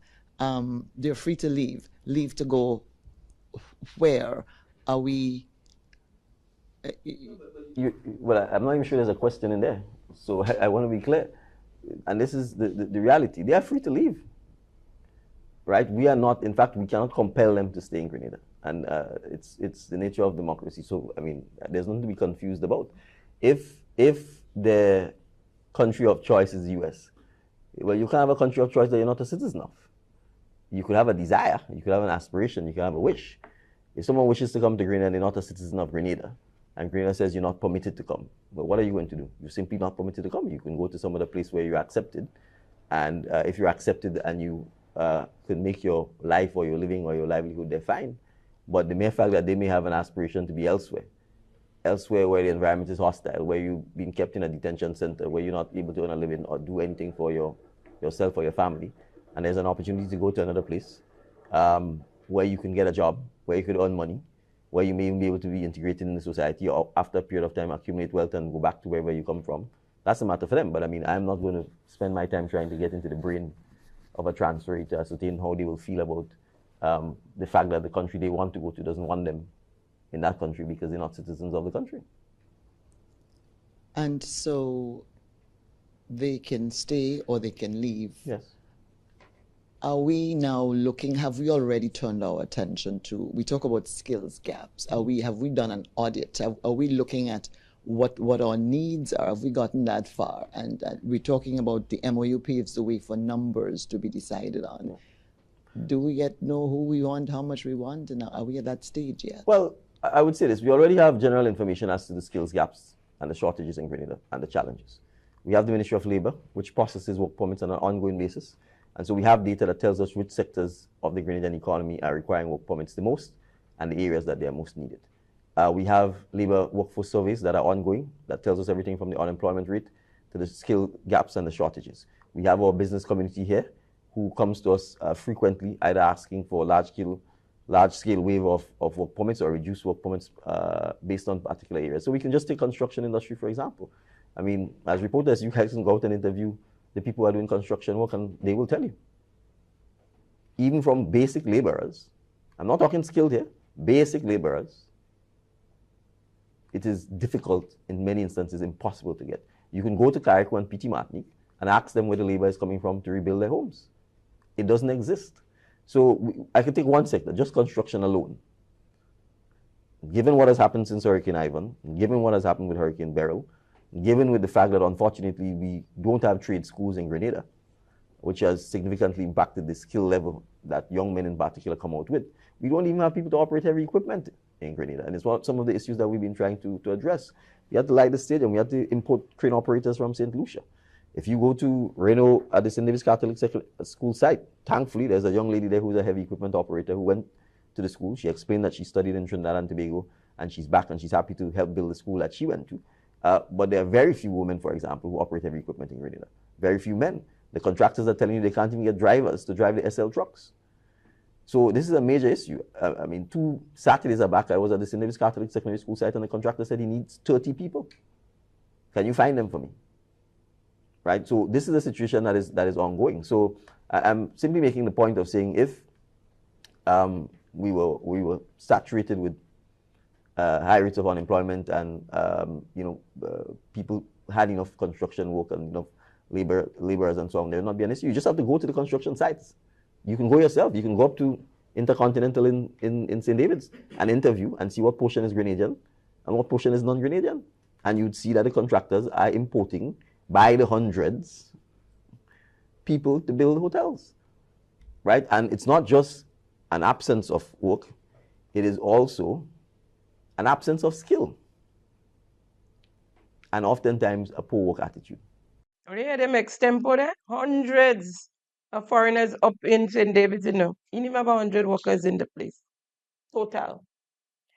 Extempo. Just keep going. Same thing. Same thing. Same thing. I hope the media went up to the hotel in the building to find out if there are hundreds of foreigners up in there working. The advisor said our population is less than Antigua, right? No, Antigua has a smaller population than Grenada, but the GDP is twice ours. It therefore means that it has nothing to do with population to grow your GDP, right? They're talking all over the place from all sides of their mouth with no data to show or what they're talking about or what they're going to do or not going to do. I guess we're waiting on technical reviews. So these deportees can come here and leave when they want, according to Prime Minister. Leave and go where? Their country don't want them. That's how they end up here in the first place. Who's purchasing their ticket? Certainly not America. So who's purchasing it? Grenada would purchase it for them to leave and go where they want to go. So the question was asked to Minister Andal about this non-binding MOU. You said sign a non-binding MOU, and we know that that has been the debate since the actual request came. So can you just elaborate a little further, give people a better appreciation as to what you meant when you said that you would sign a non-binding, whether there is a duration and so? Simply put, we are not bound. We do not have any legal commitment to any of the things. So we are at the exploratory phase. When we do sign the MOU, we now get into the nitty-gritty. For example, the Prime Minister just touched on the last point the PM made regarding housing. We're obviously not going to incur expenses to help somebody else solve their problem.